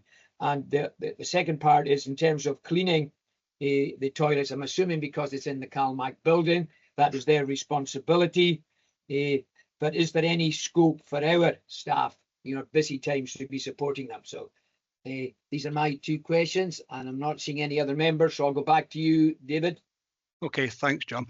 At the moment, we are still in discussions with CalMac via our estates colleague, Matthew, and we are still trying to get them to open beyond ferry operating hours. They haven't given us a commitment as such yet, but we're still speaking to them. We're asking them to take on a comfort scheme which we would contribute £200 a month to them. They haven't agreed to take a comfort scheme on as such, because they don't want two agreements running with us at the same time. They would rather the comfort scheme was possibly wrote into the heads of terms. So they're working off one document rather than two documents. Staffing wise, I can't give you a commitment we would be able to help there, to be honest, because we have one member of staff in that area who would leave that post when we close the if we were to close the toilets, if you were in agreement to it. So to answer your question, we are still talking to estates and CalMac. I know there is some resistance from CalMac staff about cleaning the toilets, but we feel that's not an issue for us because we're dealing with CalMac the company. CalMac the company have to deal with CalMac the staff. Okay. I think that's a pretty comprehensive answer, but I think it's important to maybe feed back through the officers who are dealing with CalMac that the local members are really strongly supportive of extension of the opening hours. Certainly will. Okay, Drew. Yeah, I would agree with that. What you just said there, Chairman. And I think, to be honest, given that the bulk of the traffic, I would suggest using the existing building, a toilet is bulk of the traffic is probably going on that ferry anyway. So I would fully support the recommendations in front of us today. I think the best thing that could happen for that area is for that building to be flattened, and with the possibility of the asset transfer of the existing McBrain's offices to the community trust. I mean, we don't know what plans they might come up with anyway for the use of that whole area. So, and I know at the moment, I think they're sharing the big shed with the fire service. So there's a lot of things to happen down in that particular part of Skye. So I would fully support the recommendations. And yes, I agree with what you said about continuing a dialogue with CalMac to make sure that until in the near future, that the public conveniences should be open as initially agreed by ourselves, that it should be open to the public even if the office is closed. What happens with CalMac and their staff, I think we all had the email. I think that's, as David said there, that's up to the company to resolve, not up to us. So fully support the recommendations in front of us and allow the community trust to make progress with their plans for that area. Thanks. Thank you. Okay, members, are we happy to agree the recommendations in the report, the closure of the Uig PEC from 31st August and the formal disposal of the asset to allow the Uig Public Convenience to be marked for sale or made available for asset transfer? Yeah. Okay, thank you very much, members. Okay, it's now 25. We'll take a 10-minute break and we'll come back at 25 too. Okay, and thank you, David. Thank you for your time. Thank you. Bye-bye. Okay, are you hearing me okay, Alistair? Yes. Thank you. Okay, members, welcome back. Okay, we're moving on now to item 11, the roads maintenance update. And Mackenzie Sutherland, the roads operational manager, is with us.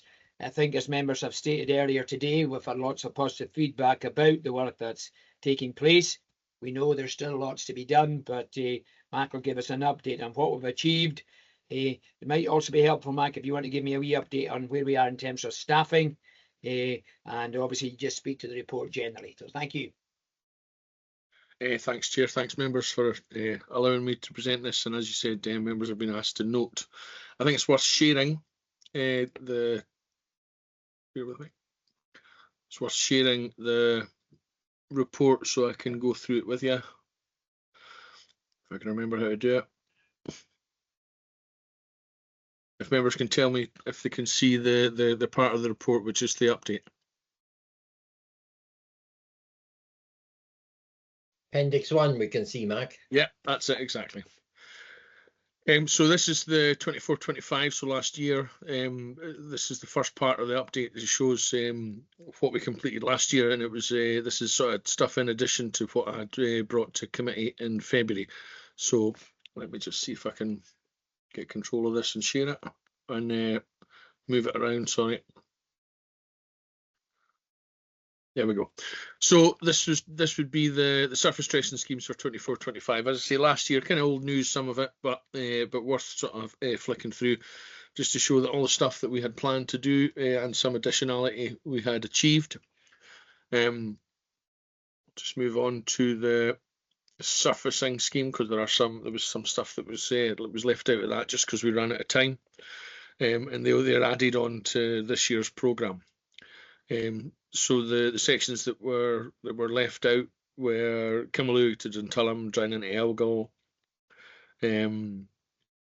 the Sligahan Junction, just as you're going up the hill, Totic Link Road, Brogig, Idrigal, Quirang, Staff and Uig, a section there. So we've picked up the Staff and Uig section already, but we'll talk about that later on. So if we go on to this year's programme, so if we start off with the surface dressing schemes in yellow. Now, when this was originally supposed to come a month ago to meet you, and the surface dressing programme moves kind of quickly. So we have, in actual fact, completed our surface dress programme as of Friday. We share the plant and machinery with Rossshire, so it was time for them to take on that plant. So we finished up on Friday. There were some sections that didn't get done, that were pulled, delayed rather. Drynach Bends, for instance, there was a couple of short sections there that were 300 or 400 metres long.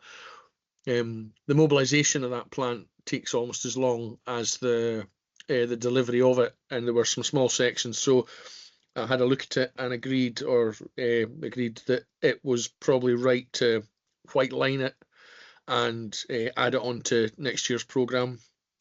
The 851, there's a section at Armadale, there was 300 or 400 metres down there. It was actually about 200 metres. Initially it was 300 or 400, but it was brought down. And there's a section of surfacing that we want to do down there as well. So it would be wrong to surface dress that section. The Camasmore section is going to be delayed till next year's programme. Millavig was pulled because we surfaced it instead. The section at, let me just try and find it. So Dvegan Castle, yeah, there was another section just at the at Eden Bain that was to be done, but we surfaced it instead, because so when you're surface dressing, we do pre-surface dress patching, which sort of regularizes and holds the road, tries to bring the road to a steady state. Then we surface dress over the top, but it was just in too poor condition to do that, so I got Breedens in to surface it. That was a bit of an opportunistic one, to be honest. But I suppose when we consider that, success is where planning and opportunity meet. So it was just, as it happened, it was a good opportunity to take. Callacan, as I've spoke to the chair about, I've had to pull Callacan surface dressing because we couldn't get in advance to do the pre-surface dress patching. So a bit disappointed with the sections that we've had to pull and move on to next year, but that doesn't mean to say that we won't be doing that patching later on in the year in preparation for next year. I have to say that because I'm sharing, I can't see anybody's face, so if anyone's got their hands up, I'll catch you at the end. I have to make an apology for Appendix 4. When I prepared this report a month before last month, if that makes sense, a month before the committee, and it was intended that we were going to be doing the overlay in the order, so those yellow schemes would have been completed. But just before I went, I took a 2-week leave, and before that leave, I went up and I had a look, and I decided that rather than doing sort of Portree to the whole North Road, I was going to go from Portree to sort of the centre sort of Staffin area, and then do Staffin to Uig. But so there's some of the sections that are, you know, wholeheartedly they're very poor on that particular section of road.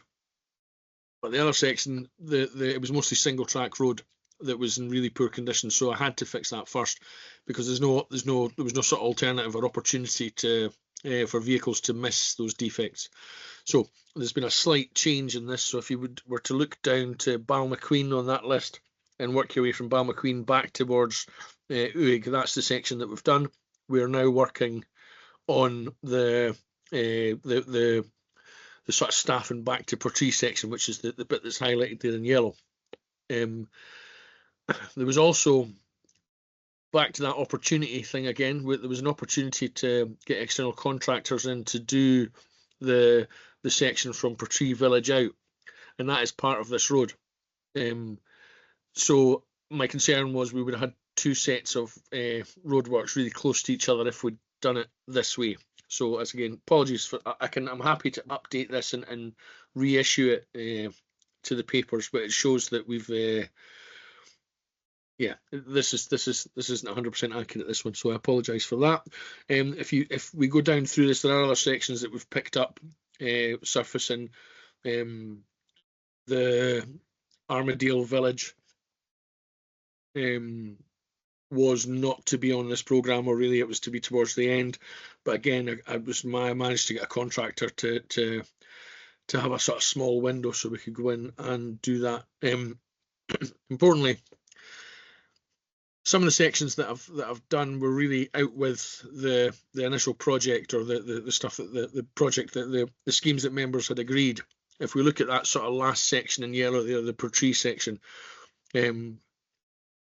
I knew it would be about £211,000 to do that whole section, but I'd only allocated £75,000 towards it. But we have overspent on that one, so every time I make one of those decisions, I have to, or we have to understand that some of the schemes at the bottom will then be carried over to next year. But I think in February, when we discussed this, or when I put it to members to vote on, it was agreed that there has to be some sort of flexibility within it, just so I can take those opportunities when they come. So I'm happy to put this back out with a more accurate update on it, but verbally I can give you that just now. There are again some other sections that we'd picked up at the bottom, previous on that Millavig bottom road and the Millavig top road as well, which, as I say, we surfaced because it was in pretty poor condition. We've also done extensive, what I would call paver patching, which is smaller sections from Glendale back towards Dunvegan. That road was under tremendous pressure. The locals were having real difficulties traversing that road just because of the amount of tourists that were on it. So we had to make some interventions there to improve it for them. So again, this last document, this Appendix 4, I'm happy to update with, put it back out there in the public domain with these yellow things swapped around. But we are at the moment surfacing from on the section that's in yellow there just now. So working our way back towards Portree to pick that up. Do members have any questions on that? Okay, thanks, Mark. And I think, the updating of the list would be really helpful. Yeah. And of course, members can also circulate to community councils and to the public. I think that's really good. Apologies for that. No. And I think what you said there about the need for flexibility within the programme, yeah, absolutely. And I think when you're on in an area and you realise that, well, we're here anyway and something else should be done, it's common sense to do that. I think we all appreciate that, as well as the flexibility that's needed about where maybe in a short period of time parts of the road in some areas becomes really, really bad and we can't really leave that. Okay, in terms of the preparation ahead of surface dressing, I know that we were expecting the new thermal patching team to be coming somewhere in Highland to support some of that pre-surface dressing work. As you know, I've asked you about this, and I have asked Malcolm MacLeod at council level. So my understanding was that they were due to be starting at the beginning of July, and that is tomorrow.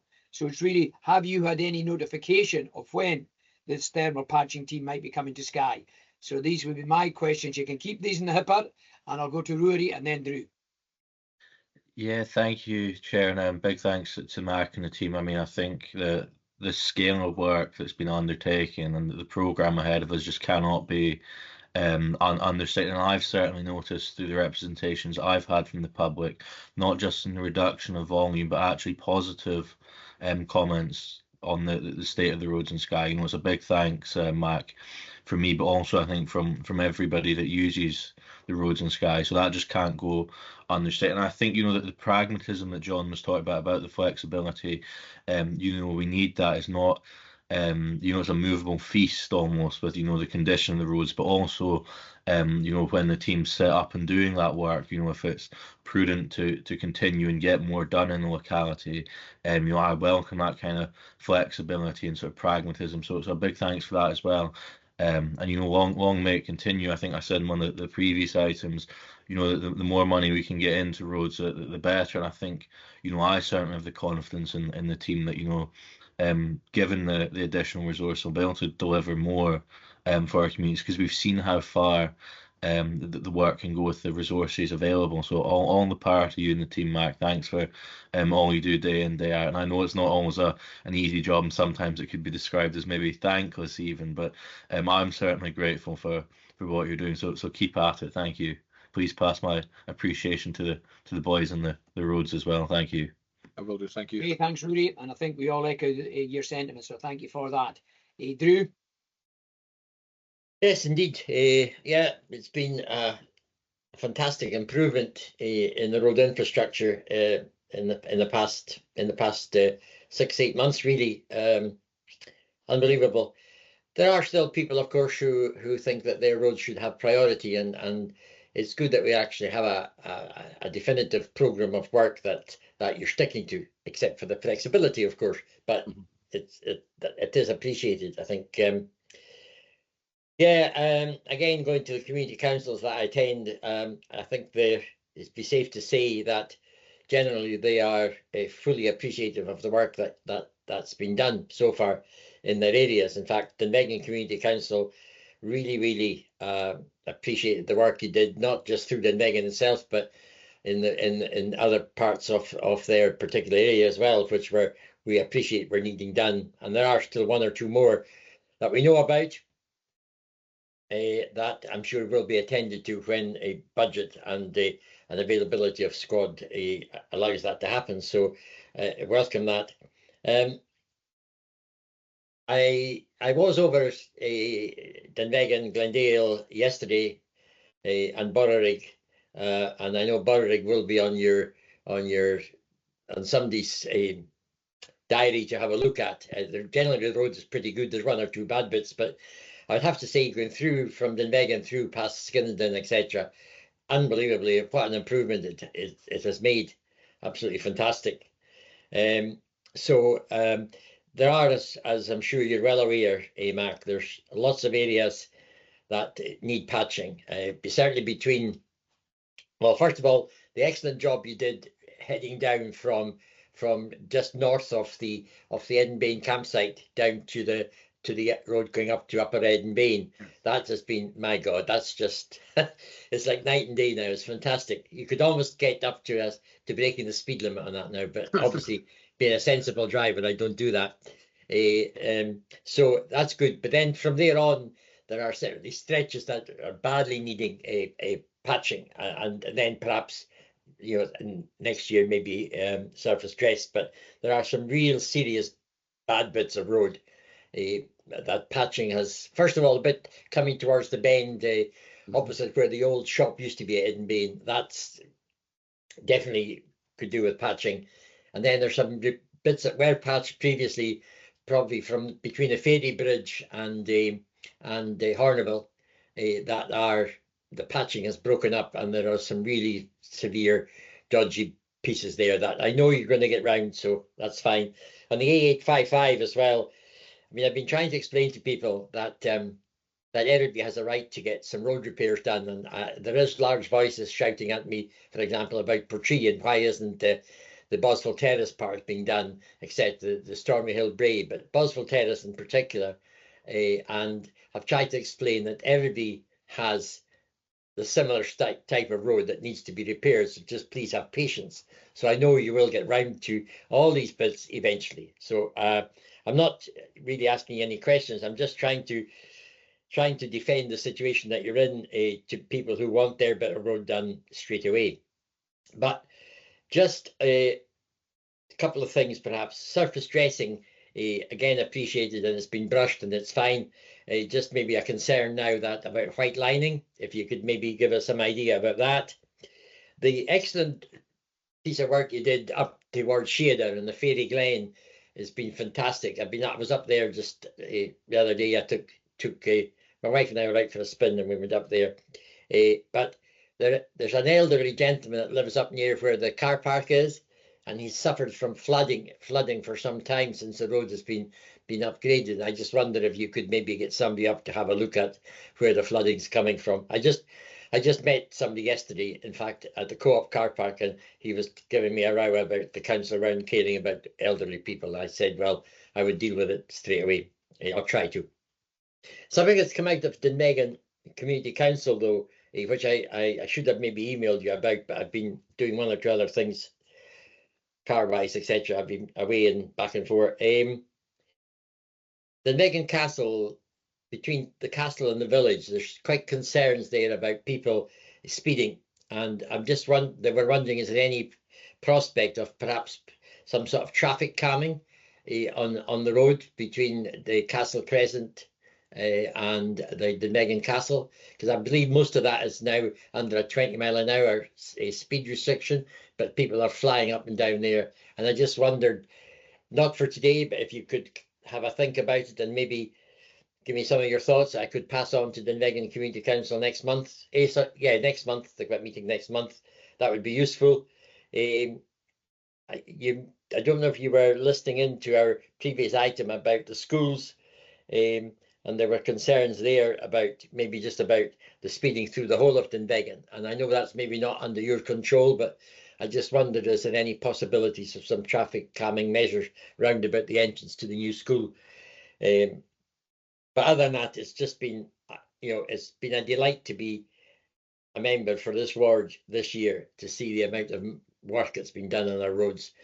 It wasn't a delight for the previous 20 years I've been here, where budgets were nowhere near what they should have been. But this year, it's just a fantastic difference. And, if we can repeat that next year, I think we'll be satisfied that we've improved our whole road infrastructure. So thanks very much. And I will be in touch regularly just to make sure you haven't forgotten me. Thank you. Thanks. Okay, thanks, Drew. Right, Chrissy, you've heard that Councillor Muller is delighted. Councillor Stewart was pretty delighted as well. So are you delighted as well? Obviously, yes, that goes without saying. My only question was to do with maintenance. So you've got all the road works, so the surfacing and the dressing and things that are going on. One of the main things that has been noted is the fact that a lot of the problems, especially with the deterioration with the surface, is normally because of water coming onto the road. And just wondering about ditching, culverts and things like that. Yeah. Okay, yeah, I think that's something that quite a few people across the board have commented on. Right, Mark, you've got a number of questions there. Most of them are maybe observations, but you can... No, that's okay. So if we work backwards, if that's okay, Chrissy. So you made an excellent point there, and it's one that members of the public sometimes forget, is that so we have a steady state establishment of staff, and when we are trying to deliver in-house this amount of, or this volume of surfacing, it means we use every single one of them. And in actual fact, we also borrow staff from Ward 5 as well, from over the water. We've got good relationships with them. So we are already working at more than 100% capacity, and thankfully to those, I always say it at committee, but I really do appreciate that partnership, working with our neighbours to use their staff and some of their machinery. So, but it's the whole hero and villain thing, isn't it? So in some villages, in some areas, that people are delighted that I've been there and to see me, but the ones I haven't been to yet are quite rightly concerned about the situation and the state of the roads. The maintenance does suffer, the general maintenance, because we have everybody working on the capital programs. Traditionally, we were able to do capital programs during the summer because we only had sort of a finite amount of money, but the members were able to get us more, which is fantastic. But it means that our surfacing program, our capital works, is extended now beyond like before the end of the winter season and right into sometimes into the coming winter season. Traditionally, during the winter, we would do ditching and drainage because that's when it rains the most, so you can actually track the water. I'm saying that today, it is chucking it down, so we could quite happily do it today. Whenever we have a sort of period of 2 or 3 days of bad weather, we'll park up the capital works and we'll go and try and pick up a bit of ditching and drainage and those emergency potholes. But it really is a big pressure, a big issue on me that the general maintenance work, we're not able to deal with it as we would like to.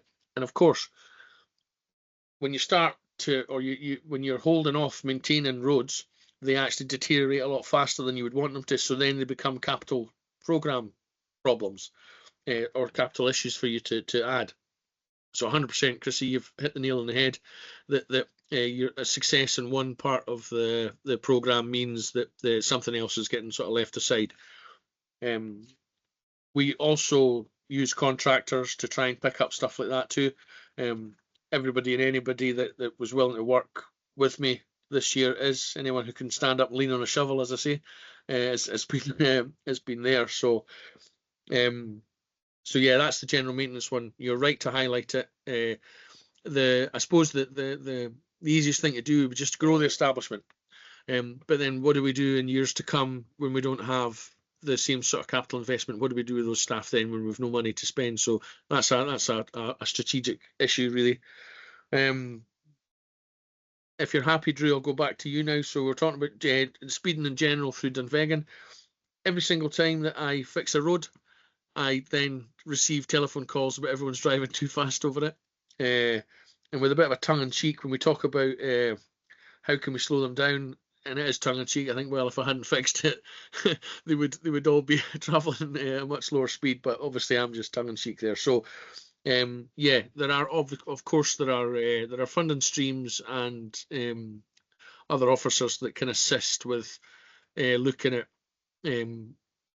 if 20 mile an hour signs aren't working, then you're talking about interventions, you're talking about build outs, you're talking about lining and marking, and there's a sort of steady scheme. You start off with do least, which is a bit of lining, and then if that doesn't work, you build up to interventions, as I say, those build outs. But I have to say, they're reporting it to the police, because I mean, if people breaking the law, that's the first thing they need to do. A bit of a police presence usually helps. If they'll sit in a car for a couple of days here and there, it soon gets out that it's an area that they're looking after. But yeah, we can talk about that. I've written Shearer down. That was the elderly gentleman at the end. Of course I'll have a look at what his issue is, as I do with every other issue that comes in. I'm not ageist in any way, shape, or form. I'm an old guy myself, so yeah, that's true. That's okay. True. But no, it was just that there's flooding coming in off the road since it's been. I'm told since it was resurfaced, okay, which nobody's complaining about. It's just the flooding into this gentleman's property, and I just wondered if. Sorry, I should have mentioned it or emailed you earlier, but it just came to mind just now. So white lining, we had a unprecedented program of white lining on Skye over the summer. We did 122 kilometres of white lining. There were some sections that I had asked them to leave because I knew I was going to be either surfacing or surface dressing. There was a couple of them that they didn't leave, so I've had to surface dress over the top of them, which is a bit of a shame. But I had a window of opportunity for the end of this month, to get some lining done, but we weren't going to be ready for them, so I had to put them off. So it's likely to be another month before we can get them up. But that would mean that every section of A-class road will have a centre line on it once we're finished. It's been expensive, and I've had to take that out of the capital budget, but it was something that hadn't been able to be done over the last sort of 7 or 8 years, or 8 or 9 years. So if you divide that total figure up over 8 or 9 years, it's actually not that expensive. So we'll look to try and keep on top of that going forward. You maybe just allocate 30, 40k a year to it, something like that, and that should be enough. The issues in Portree, the road surface issues. So the road starts obviously at the Green, you'll say, or at Bank Street, and it goes all the way to Uig. So we try and allocate funds to the worst sections of road. 100%. There are some awful sections at Boswell. However, it's a 30-mile-an-hour limit there, whereas there's other sections that are just as bad as that on the 50-mile-an-hour limit. So I have to try and think of road safety. That doesn't mean to say it's not important, and everybody that drives to Portree has to bump over it, including me. So I would hope that at the end of this year, I mean, it's unlikely that I'll be able to surface it completely, but I'll be able to try and sort out some patching to regularise it this year, just with the funding that I have.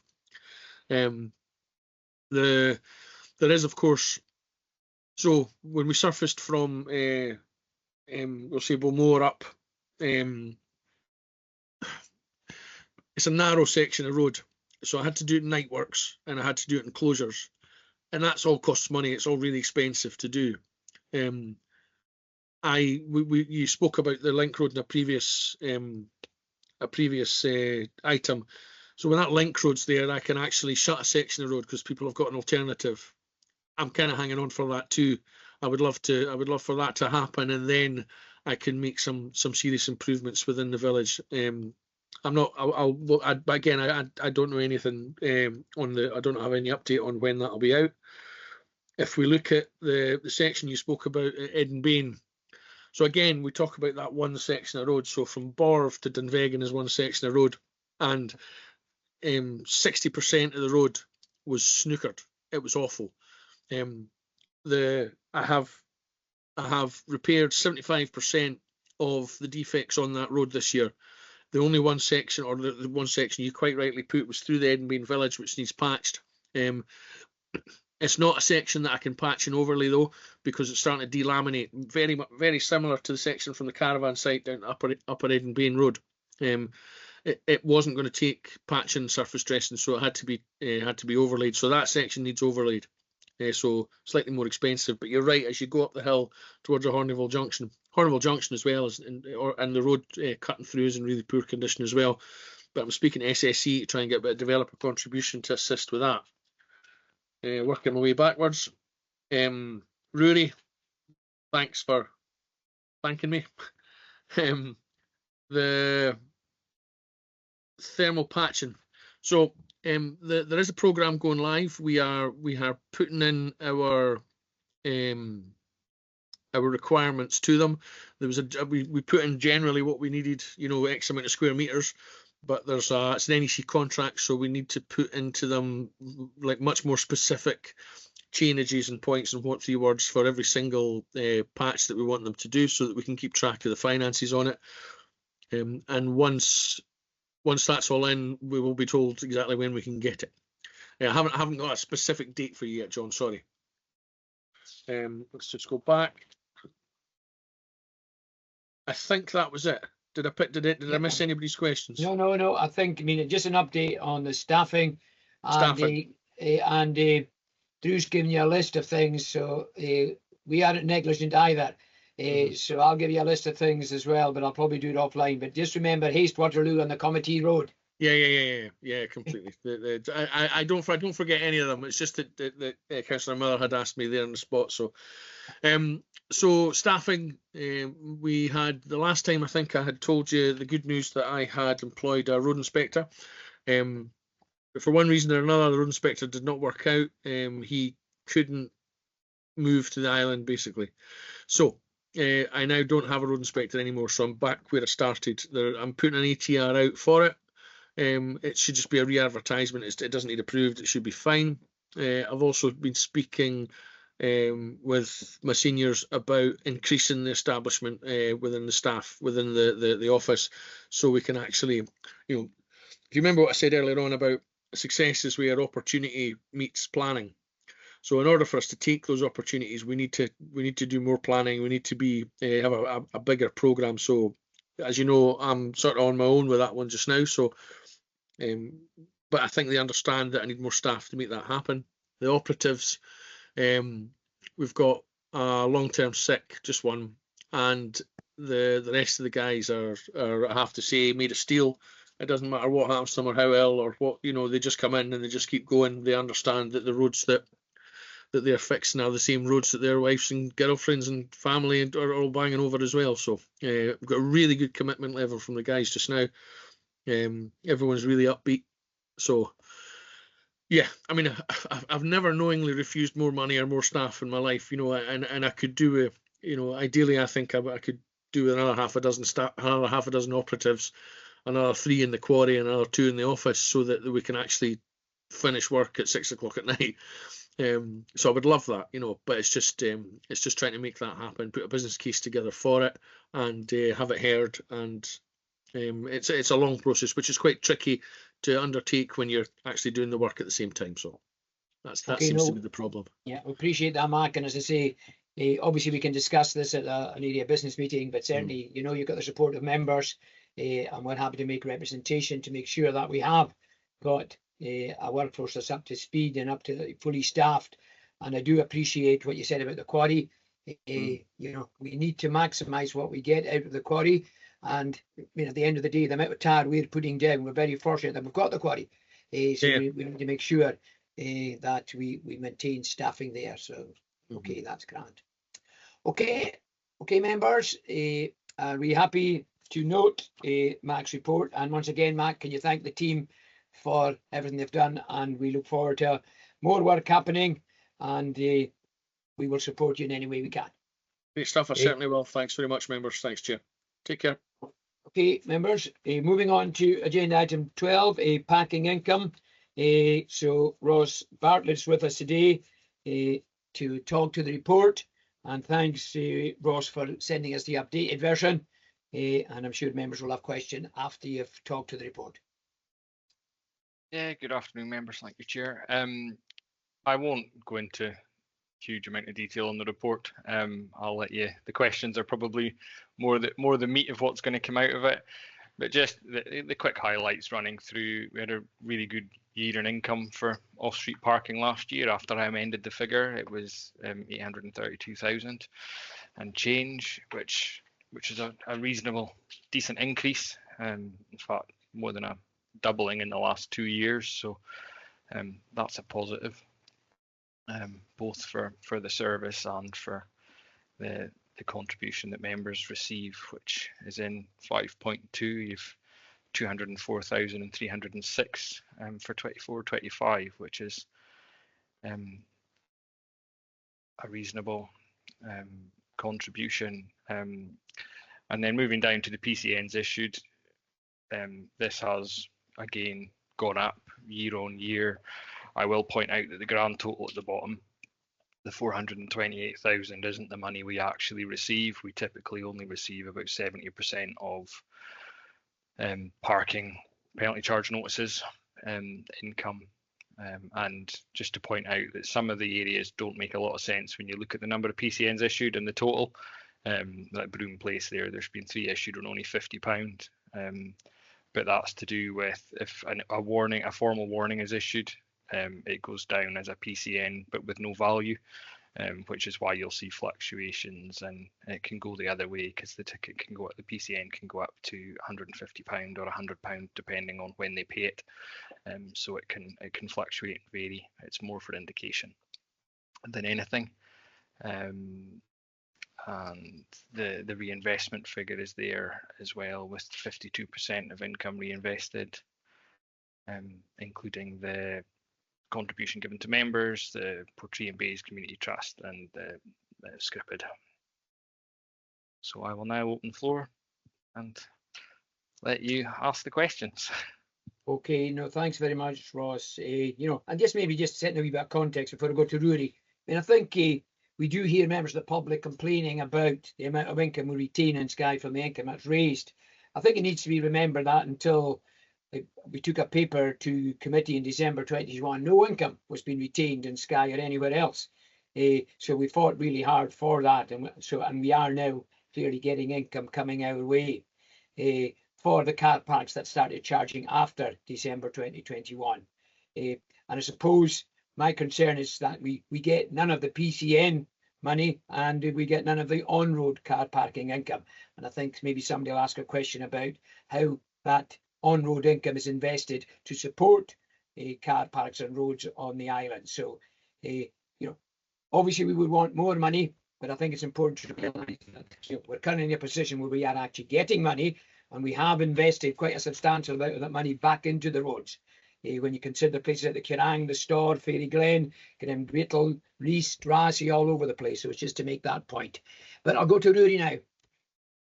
Yeah, thank you, Chair. I think you've made a good point now. You know, something is indeed better than nothing, but you know, the direction of progress is certainly going the right way. But you know, I think you know, we should be more ambitious for Skye, and I think we should be making that case to get more money for that, and because you know, too often we see money that's generated here going off, and I appreciate that there's stuff reinvested back, there's a cost, there's a maintenance, but you know, as you said, you alluded to it, Chair, in your comments, you know, there's many people on our island that think, you know, we're being basically bled dry and only a fraction is returned. And I appreciate that, you know, it's the investment rate is around that sort of 50 odd %. But as you said, you know, the on-street car parks, ones like Summerwood Square, we'd get diddly squat for them. And I don't think that's fair or just or indeed sustainable, because you know, as we've heard in the previous item, roads is a big one, and it's something that all of the members are keen to support and keen to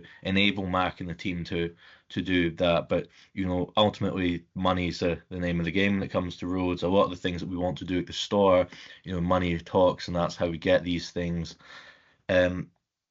So what I'd be really interested, and I don't want to put you on the spot, Ross, so maybe it's something that you could bring back to a future committee, but we're told this sort of after costs. But you know, a lot of this is managed centrally, and there's very little transparency at a local level as to what you know, that goes on. So I'd be interested to see, you know, how much that goes on to actually maintaining parking bays, employing staff for Skye, because I'd like to get a better understanding of what the costs actually look like, because you know, what I'm hearing from the community is, well, there shouldn't be a year and a half, there should be an hour long of it. And you know, I fundamentally agree with that position. But what I think would be good, because I appreciate until we're aware of all of the sort of circumstances around it, you know, we wouldn't be in a position to sort of pass comment on that. But I think, you know, fundamentally, I think that, you know, the current allocation model probably isn't right for Skye. You know, I think more of the money should be staying locally.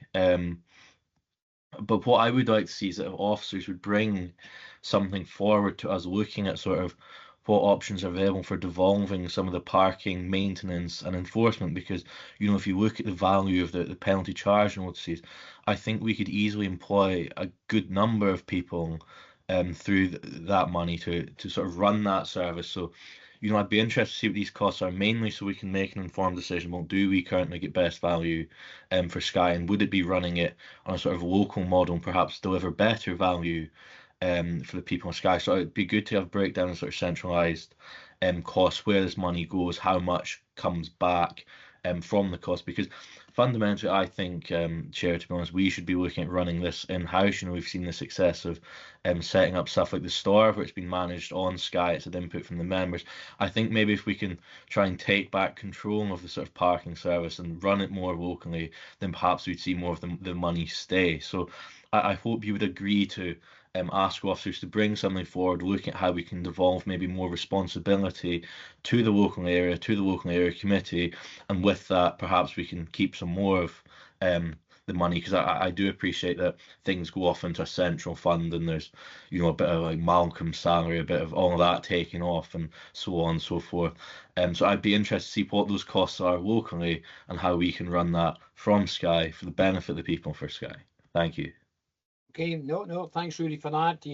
And certainly, I mean, in terms of the income that's taken, you know, for maintenance of bays, I would agree. I think it would be good to understand where that goes, particularly given that the state of some of our car parks on the island are very, very poor. So if we're paying, you know, income for the maintenance of bays and the bays aren't being maintained, yeah, I totally agree. In terms of your other ask about devolving, I suppose we've got to look, I mean, that's probably not something we can do locally. We probably need to go back and look at what the policy is within the service. And it's maybe something that maybe we need to have a discussion, an area business meeting with relevant officers, really, from Malcolm's team and probably Ross and Shane's team, to understand, you know, what options have we got in terms of doing the suggestions that you've made. But I'm certainly open to us investigating that and maybe having that discussion and then looking at what our options are. Because I'm pretty sure that Ross will be telling us that things like PCNs and things like running the service are a central responsibility, but we would need to maybe look to understand that better before we could make any decisions. But yeah, happy to do that. Drew? Yes, well, yeah, it'd be interesting to hear Ross's response to that idea from Councillor Stewart. I believe there is a figure for each bay. I think we've seen it at maybe a ward business meeting that Rory didn't attend, or we certainly, in part of maybe a conversation I had with Ross when he was up in Skye regarding that. So it'd be interesting just to get an update on that as well, just to see what the cost is. But you know, as somebody who instigated charging in Summerlin Square way back last century sometime, you know, I think at that time none of us realised that we weren't really getting any money spent off that money collected on Skye, which is, I suppose, 20 years later or so, maybe more. Yes, a lot more than 20 years ago, we started charging in the square for the simple reason was to attract people to not to fill up the square all day, every day, but to allow people to come in and do their shopping and then leave again after half an hour or an hour. So I think that the general purpose was to do that, but sadly, those days one expected then that the council would obviously maintain the car park to a good standard, which of course some of us might think that they're not doing that at the moment. And I know Ross is going to say that, well, there's no budget for marketing for repairing the squares, but so therefore it would be nice to know exactly where all the money is going to and how much is coming back through our roads budget to Skye. But on the on-street parking, on the roadside parking, for example, at the store, for example, how much money of that is coming back to Skye to help to repair the road and to mark the road, because it is part of the road. So it would be interesting to see what we're going to get from that, because we don't get any according to the legislation at the moment or the council's policy at the moment. I would also maybe like just to get some clarity from Ross, because I know he's probably told me already in the past, but I'm going to blame age on this, forgetting things. It would be good to know, and maybe for clarity and for the minute, as to where the PCN money goes, because I believe, or I understand, it needs to be spent on roads, not on paying for somebody's salary somewhere else. It's supposed to be spent on roads. So maybe we'll get clarity in that as well. But the big plea, and the latest plea, in fact, when I do hear what communities are saying to me, and I do attend my allotted community councils regularly, and it's quite clear from them, and the Portree one has sent out an email today to Ross, and I was copied in. I don't know any other members were copied in, basically requesting more enforcement officers, because traffic is chaotic at the moment, absolutely chaotic. And there's people parking in loading bays because our enforcement officers are up at the Quorang or up at the store or down at the Fairy Pools, whatever, down that road. And Portree is, because of the shortage of them, people parking for maybe an hour or so in an unloading bay. They're parking in a disabled bay because they shouldn't be there, blocking up the roads, etc., etc. So there's a request from the Portree Community Council came in today to see if we could get another at least one more enforcement officer for Skye. And I know that we've supported that in the past, Chairman, and we should get more. But they're also looking maybe to have one specifically allocated to Portree, because there's the huge traffic issues, as I say, and a missed opportunity for revenue earning for the officers, because they can't be everywhere at once. So that's the latest thing today. But you know, I think if we are getting 52% at the moment, I think we're putting that into our roads. At least it's a welcome boost that we weren't getting before, as you say. But I think we maybe need to talk as an administration to see if we can maybe tweak the policy a wee bit more in our favour. But we have to remember as well that for example, the Portree and Braes Trust are getting an income from the parking, and also, of course, Scrippa are getting some of their money back that they've helped to invest into our car parks. So it's not all doom and gloom, but it will be interesting to get Ross's comments. Thanks, Chair. Okay, no, thank you very much for that. And before Ross comes back, I think Ross maybe doesn't realise we have been pressing Shane for some time, Shane Manning, basically your boss, Ross, about additional enforcement officers in Skye, because we think, given the number of tourists we've got, I mean, this is a viable, I mean, the council would have enough to cover the cost of additional enforcement officers. And before you answer the questions about the maintenance of bays, you know, we say that we're taking money for the maintenance of parking bays, and then Ross tells us, but there's no budget for the maintenance of parking bays. So I suppose that's the anomaly here, Ross. You know, if you're taking money for the maintenance and we're not maintaining, then we really do need support.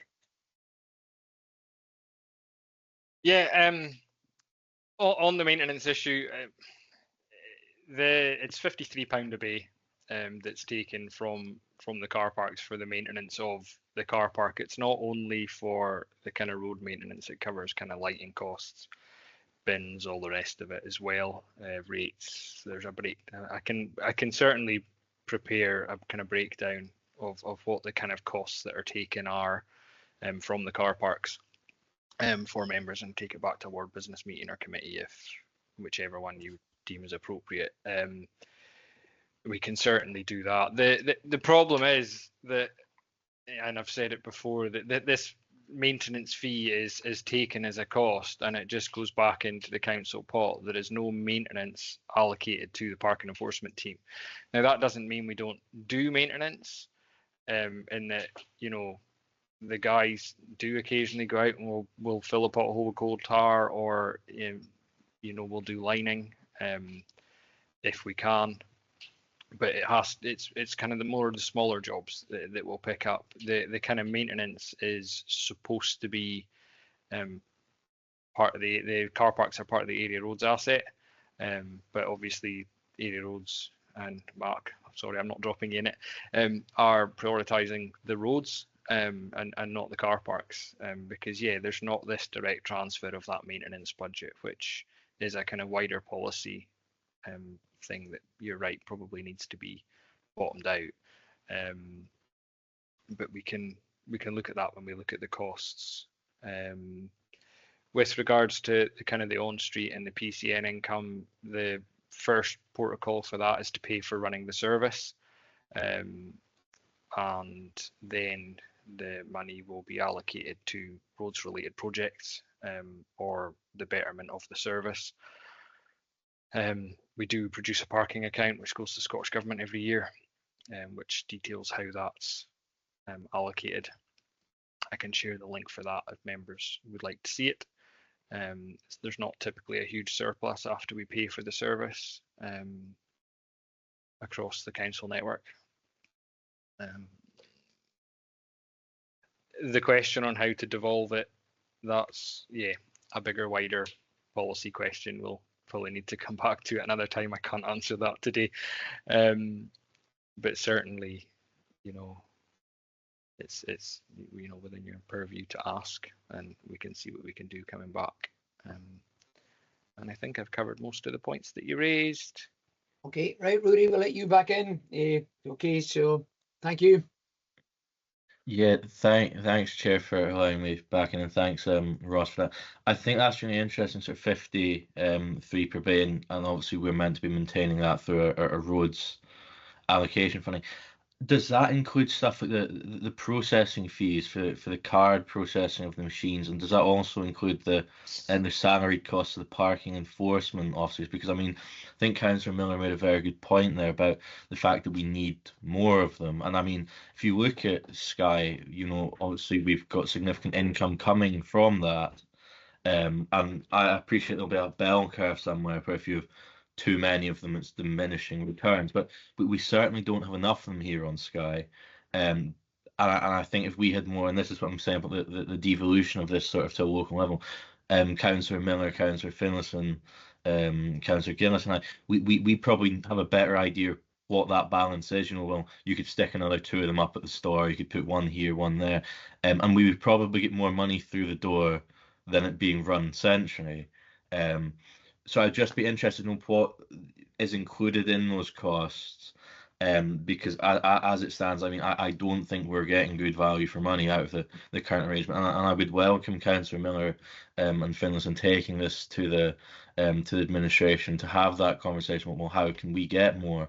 But I definitely think more decisions should be made here about how the service runs. But if you could include those costs in it, that would be really helpful, because I would like to understand what's included in that £53. If you're saying that the actual maintenance is supposed to be done by our roads guys, I'd be interested to know what we get for that.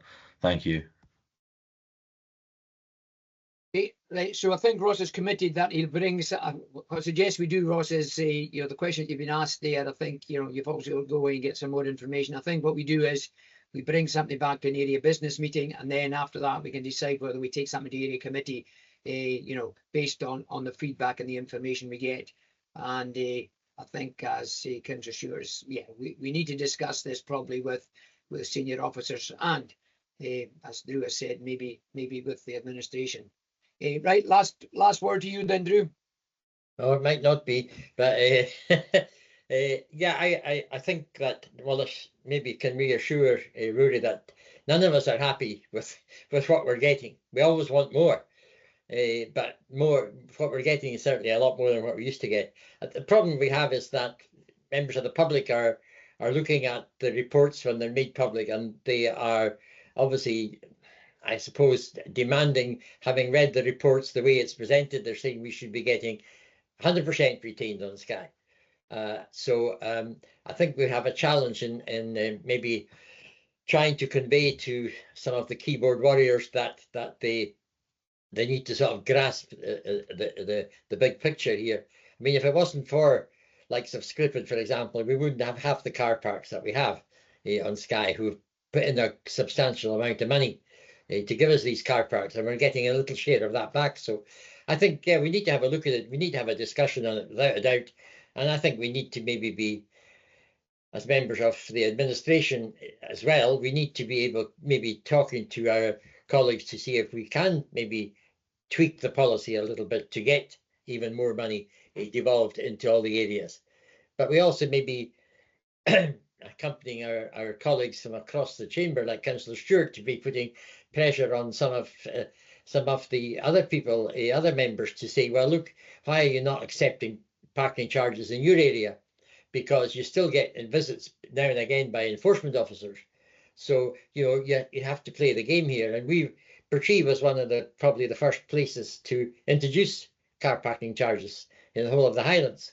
So, you know, we've done our bit to contribute to doing things and having money taken back into the area. So, yeah, let's all work together as a team and see if we can improve it, which would be fantastic.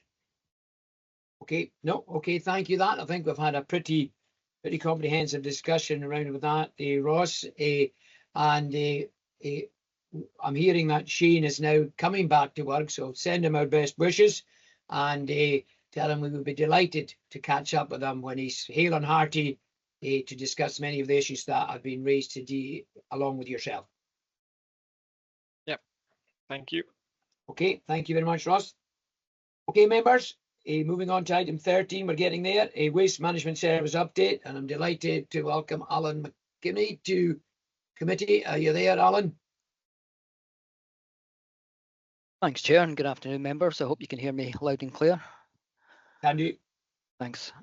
Members, this short report provides an update on the new waste management collection service, including the ongoing Skye Waste Transfer Station construction project. You will recall, members, funding connected to the service change project, including the new transfer building, were externally provided through the Scottish Government's Recycling Improvement Fund. The service change is essential for delivering a sustainable waste service through reducing the amount of non-recyclable waste we send for disposal and improving the quality and quantity of recycling that we collect. So you will recall the rollout of the new bins on Skye commenced in the early period of February, and it was completed by mid-March. In advance of the service change, residents in Skye and Raasay were provided a letter that explained how and when the existing blue and green bins would be changed. It also informed householders in the area that a new 180 litre grey bin, that's a non-recyclable waste bin, would be provided. In addition to the letters and the booklets that went out with the bins themselves, there were significant numbers of social media messaging to help householders understand how to get the best out of the new service. So the Highland wide rollout, and the Skye and Raasay was part of that, but the Highland wide rollout commenced in April 2024. And the reason for highlighting that, because encouragingly, the Highland wide impact has achieved a reduction of approximately 7,500 tonnes of non-recyclable waste collected and sent for disposal in the last 12 months. That's compared to the previous 12-month period. It's very early for Skye and Raasay, but we can already see an emerging data which shows that there's been a reduction in non-recyclable waste that we collect. Section 6 of the report provides information on the Skye Waste Transfer Station construction project. The new building is being constructed within the grounds of the current operational waste transfer site. The construction programme commenced in mid-January of this year, and it's expected that the facility will be completed sometime during July, with the aim of commissioning the facility by the end of August, meaning that we'll be fully operational in September. It would be good at that point, members, if you were interested, and I'd be very keen to extend an invitation to go and see the facility at that point in time as well. Members, that's about it for me, but I'd be happy to take any questions. I'll listen to any comment you may have. Thanks, Chair. Okay, thanks very much, Alan. I think it really would be good once the new waste transfer station is up and running for members to go and visit it, because, as I say, the investment has been substantial. Before I go over to Drew, in terms of the new bin rollout, etc., the only comment I've got, Alan, is that the black bins, people say they're too small and they're not very robust, and they get blown about. So that's the only comments I've received with regard to that rollout. Drew? Just shows you that great minds think alike. So just following on from yourself, Chairman, there, I just was going to ask Alan what the response has been since the initial sort of distribution of the new black bins, because there were some comments and sent directly, I think, to Alan himself, but also I think we all received them about bins being blown away and that. So I just wondered how successful this new black bin has been. I think that it's fantastic to see the money that we actually council got for their efforts in recycling. So I think I would love to go back once it's ready, as John has said there, to go and have a look at the new facility up at Portree. I just wondered, maybe you could answer a question, because street bins, for example, I'm just thinking about Portree and probably Broadford and Killacken, the sort of the main areas, Dunvegan. How successful or how bad is the rubbish collection, litter collection in these places? Because I feel that if we're looking to somehow find money to put in new bins around, say, for example, Summerlid Square in Portree, and the feeling is that a lot of our visitors just don't bother with recycling, and they just shove them in any old bin. So is there sort of an opportunity here to maybe cut back on the number of public bins in likes of the squares and Portree, and just put in a bin that would take all the rubbish, and then if that was the case, then is there a facility to separate that, or are we just going to accept that we're getting bins full of mixed rubbish and we just have to deal with that separately? I just wondered that, because I think it would be interesting for the general public to know, and for example, the Portree Community Council, the Portree Trust, who are perhaps going to be involved in trying to raise money or apply for funding for these sort of things, would they be wasting their money putting in recycling bins for public use in the main sort of urban settings on Skye, because they would just be ignored? Thank you. Okay, Alan. Thanks, Chair. And just coming back to both your and Councillor Miller's point on the bins and the bin quality, and indeed the bin size. So it's a 180 litre bin. The footprint of the bin is slightly smaller than the previous bin, which was 240 litres.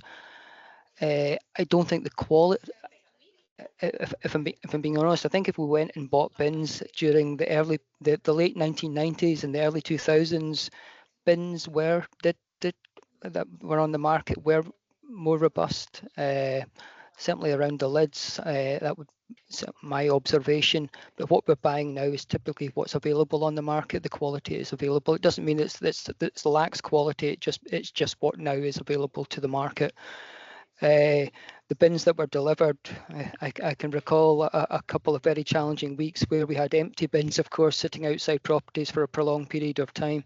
That's never a good mix on a windy week. I think when the householders got a hold of their bin and got them into locations that best suited them, and got some waste in it, of course, that anchors the bin slightly as well. So we're seeing the problems diminish somewhat in terms of reports of bins blowing around the areas, which I was very glad to see.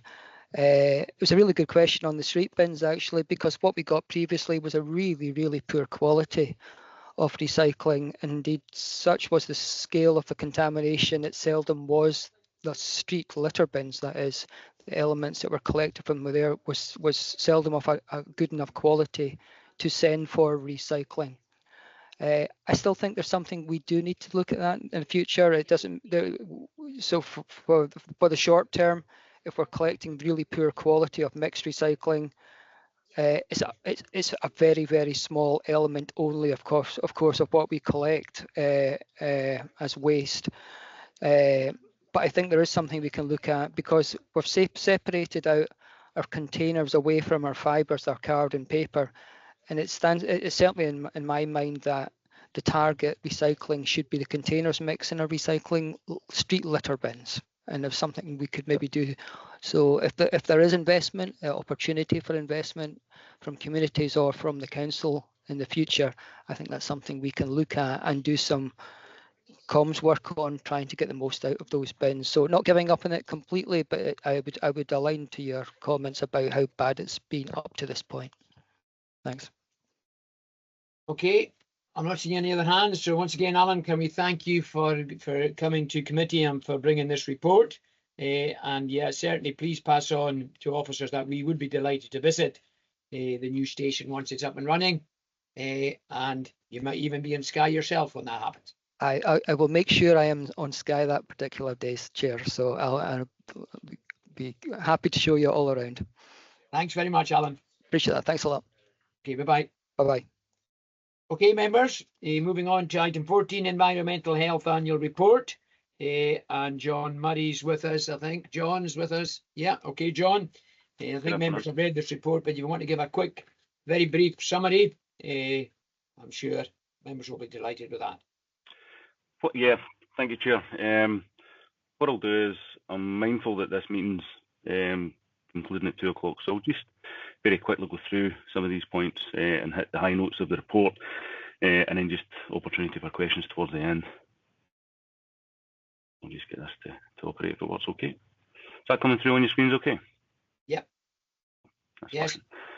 So the purpose of coming to today's meeting is that is to use an opportunity to engage a little bit better with the local communities, and we're presenting reports to all of the area communities. And this is a commitment that was put through in our Communities in Place committee operational plan from Environmental Health.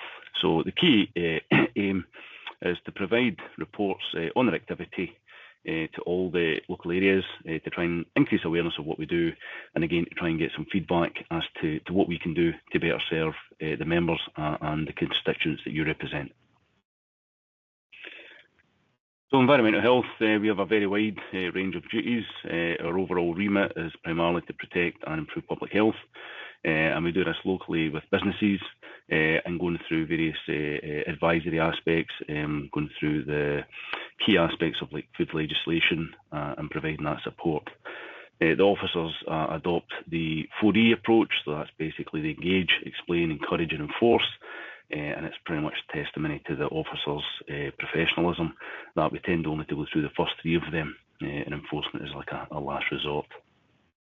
So within environmental health, the service is broken down currently into 3 teams. So we have North, Mid and West. I manage the West team, and that covers that area in the peach colour. And we have 2 offices. So we have an office down in Fort William, which is where I'm administratively based.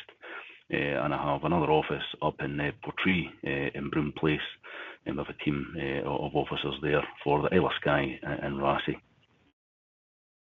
So just touching on the report itself, it was broken down into 3 main areas. We're looking at the reactive work that we get involved with. We'll look at the proactive scheduled planned work, and then just informal enforcement actions. And again, the figures in the report that was provided are just for the Skye and Raasay area. So all our reactive work goes into our case management system, which is Civica, and all the cases are assigned a unique reference so we can track them. We have a breakdown of the general categories in Appendix 2 of the report as well. The total number of complaints received for the Skye and Raasay area exceeded 1,600 for the last fiscal, which is 24-25 period. And you can see that's about a 22% increase on the previous. And most of that increase is directly related to the uptick in short-term lets. So this graph here shows the increase overall just for the Raasay and Skye area. And you can see the difference once we take out those short-term let figures. A bit of good news, EH West, we've recognised the sheer volume of short-term let applications in our area. There's around 8,500 overall for the whole of Highland, and about 2,000 to maybe 2,500 of those applications sit in EH West, with again about 1,000 to 1,500 sitting on Skye and Raasay. So quite significant. But in order to recognise that significant increase, we've been awarded additional resource. We have 4 officers in the EH West, so we have 2 in each office. We have a licence and standards officer for each office, and we also have another environmental health technical officer that assists them. So we've got an extra 70 hours in each office to go through this additional work. So that's a good news element, whereby it's a significant piece of work that environmental has had to take on, but at the same time we're also getting recognition that we're running at max already. So with this additional resource demand, we're getting additional staff, and so that's been very positive. The next graph is just overall over the last 3 years, and you can see that general increase in numbers. But again, for the Skye and Raasay area, we do have these very pronounced peaks and troughs during the off-season. Instinctively you would think, well, if you're going to be much busier during the summer period, well, do some of your proactive work in the quiet time. Unfortunately, many of the premises we're trying to get access to are also closed during that period, so we're still going to bring them back into the busier period. So that pattern of work really does make it quite challenging for the local officers. Here's just a wee kind of summary of some of the types of complaints and work that we do get through, so you can get just a quick rundown of the breadth and the types and the numbers of complaints we're getting. So we do have one of the kind of broadest terms of remit. So I know that abandoned vehicles plays quite a lot of a keynote for many of the members. So sometimes it's just good to see the other types of work that we get involved in, and perhaps maybe give a bit of context as to why we sometimes struggle to get around to the things that are on your agenda. So moving from the reactive stuff onto the proactive, this is primarily aimed at food premises where we have programme visits to establish compliance. There's been a bit of a change in the last wee while And you'll see there we've got OCV listed. I'll come on to talk about that in later slides, but this is a new approach by Food Standards Scotland to try and improve and enhance application of the food safety controls to these higher risk businesses. And there's quite a significant demand on that as well in terms of the resource requirement. The formal activity for the Skye and Raasay area was quite limited. We only had 8 notices, and again, testament to the officers' ability to try and educate and persuade people as to why some of the work's required. And like I say, when all other routes fail, we do have the powers that be to compel them to comply. So again, just a very, very quick run through. I was just going to touch on a couple of local matters. Like I was saying, the OCV, this is for approved establishments, so this is official control verification. This was a new process that was pushed out across the whole of Scotland, starting around about 2021 to 22, and it's an enhanced inspection style, but it does take nearly 8 to 10 times as much hours to go through this type of work. It does pay dividends. The European Commission just last week were doing a national audit of all local authorities throughout the whole of the UK. Highland, one of our establishments, were selected for that, and last Thursday, Food Standards Scotland, DEFRA, plus the EU auditors were down. Myself was on site and having to walk them through one of the establishments, and this new process demonstrated very well how we're actually keeping top of these businesses and ensuring they maintain compliance. The importance of that audit is simply because of EU exit and having no longer been part of the European Union. These auditors come out to get other countries that are exporting to their part of the world to convince them that all the necessary legislation and controls are in place. So it's quite high profile, incredibly high pressure as well for some of those that were involved in it. And the good news is, based on some of the work that we've been doing in Highland and the feedback we got, that it was a very positive feedback and no issues identified. So this new process is working, although it does take a lot more time. The payback is very good. And the next little thing for local stuff is the abandoned vehicles, which most of you on the call will have been involved in from one stage or another. We had 28 reports last year. Again, that's about 2% of all the abandoned vehicles reported to Highland. So not one of the worst areas, and there's not a lot coming over there. There is a bit of a slight change as to how Environment Health are approaching abandoned vehicles. We are making additional changes to policy, so we're trying to go after some of the costs against some of the keepers. There's additional work ongoing with the housing and the parking team in a different part of the council over in Ballantor, where we're having issues again with, like, not cars that are abandoned, but nuisance vehicles, where they are perhaps left for protracted lengths of time. The owner wants to keep them, but they're tying up council parking on housing facilities. So they are piloting using traffic regulation orders as another way to try and control that activity. So yeah, that's a couple of things for the local matters. On the wider remit, a couple of things just to make you aware of that are coming over the horizon. So there's new animal licensing that's been consulted on with the national authorities. Scottish Government are looking to introduce new licensing that's going to cover additional elements such as dog walking and grooming. These are activities that for some time local authorities have been keen to have a better oversight and control of businesses that are involved in these activities. And the other element that's coming over for consultation that's going to be introduced is regulation of non-surgical procedures.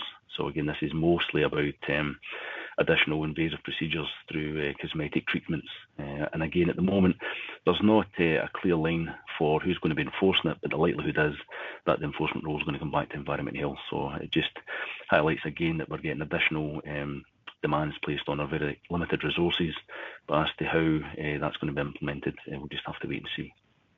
So that was a wee bit of a fly through there. I know we're kind of running low on time. So basically, we're just asking you to have a look at the range and volume of the work that Environment Health are involved in. Again, just giving you a wee update on some of the Highland-wide issues, and just to ask about the report and content, if it's suitable, or if there's anything else you'd want to see in future reports to committees.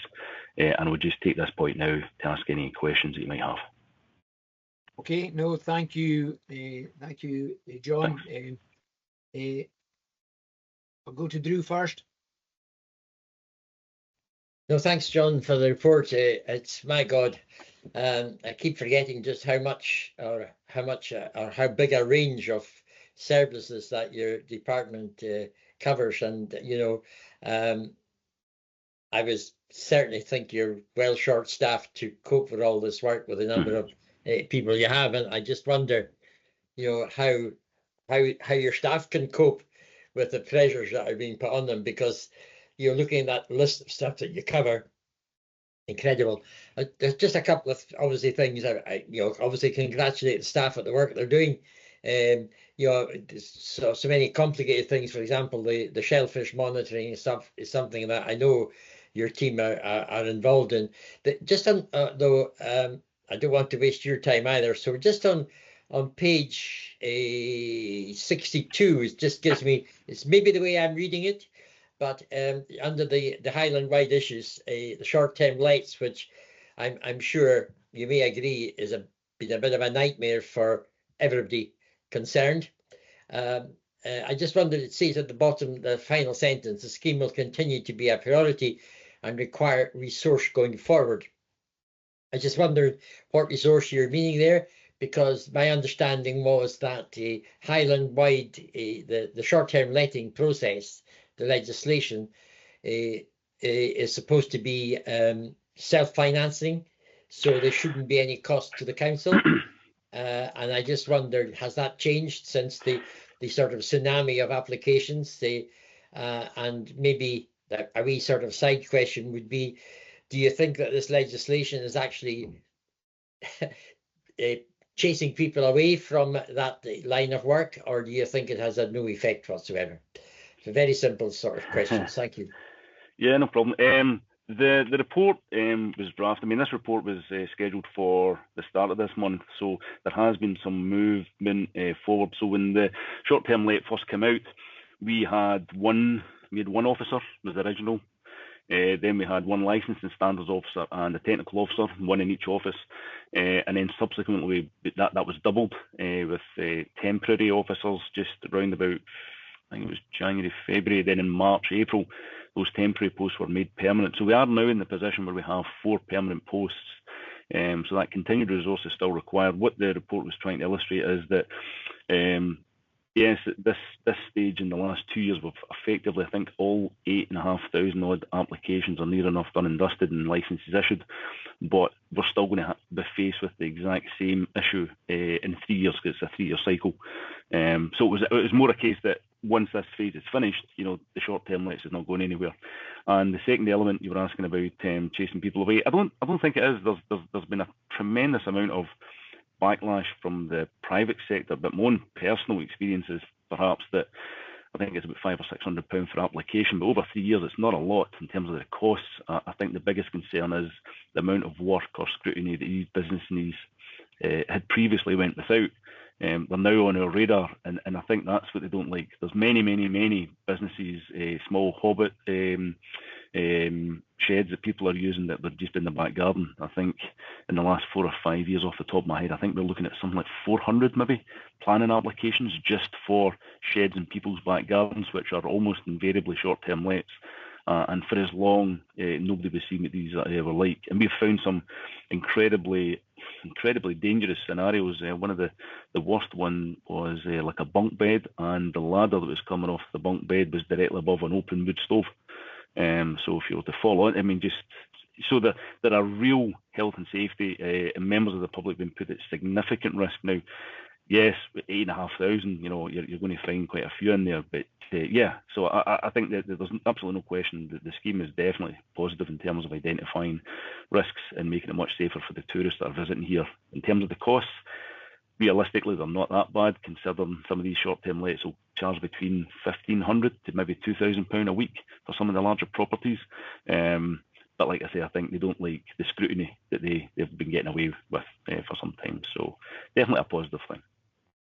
Okay, before I go to Rory, so in terms of the team, so you've had an increase in the team. My experience is that the team find it difficult sometimes to get back to members, and because clearly have they got the capacity. So it'd be quite good to maybe get a list of the team that serves our area, John. So because I think that would be quite helpful. And just confirm for me the numbers in the team, for example, in Portree. Is it 2 or is it additional 2? I mean, how many in the full team, and how many in the full team across Environmental Health West? Just for my own sanity, to understand what the numbers are and who the staff members are. Rudy, I'll go to you, and then John can come back and answer us both. No problem.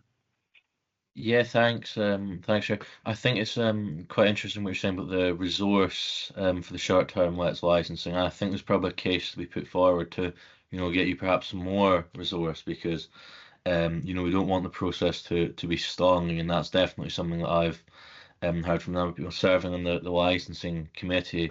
I quite often see the environmental health having to plead their case for perhaps a non-TIMIS objection.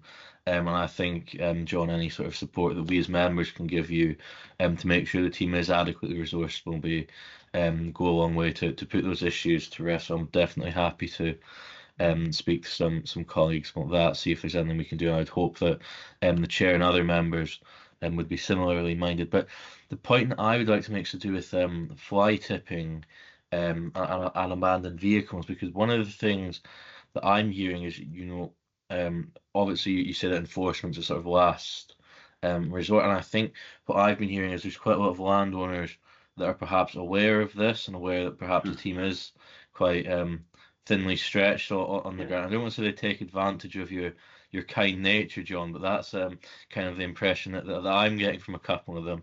And I'm not sure if a sort of name and shame approach is something that you should look at, but what I've been hearing from communities, actually not just in this ward but across the Highlands, is it's perhaps some of the larger landowners that you would expect better of are the ones that are more reluctant to engage positively with the team. So I would welcome your view and what we could do as members to perhaps put pressure on some of these larger corporate landowners to step up and play ball with you, because I appreciate that going down the enforcement route can be costly. I know that you're a lot closer to the coalface than I am, so it'd be good to know your thoughts on how we can get these larger landowners to participate positively in our communities and clear up the fly tipping that's occurred on their land. Thank you.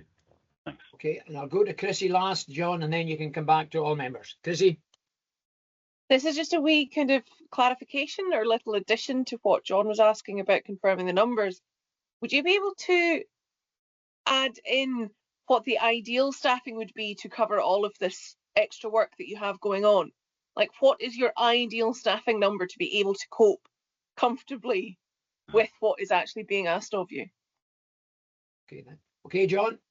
I was going to say comfortably. There's been a bit of movement. Alan Yates has got agreement for a structure restructure. Sorry.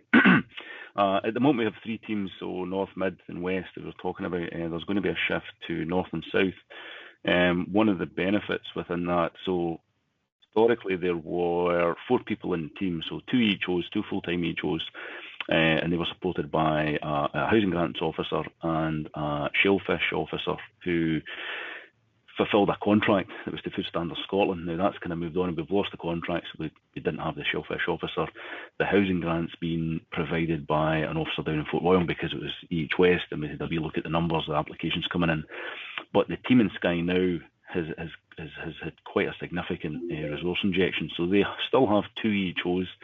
They have 2 licensing, well, 1 licensing standards officer plus an environment health technical officer for licensing. So they've got 2 involved in that. We also have a dedicated private water supply. We've had that post for about 3 or 4 years now. And we also have, as part of this restructure, the plan is to have senior EHOs, so like a manager like myself, in every single office. That is being funded through backfilling of EHOs who are wanting to step up to the higher post. But Skye's a little bit different.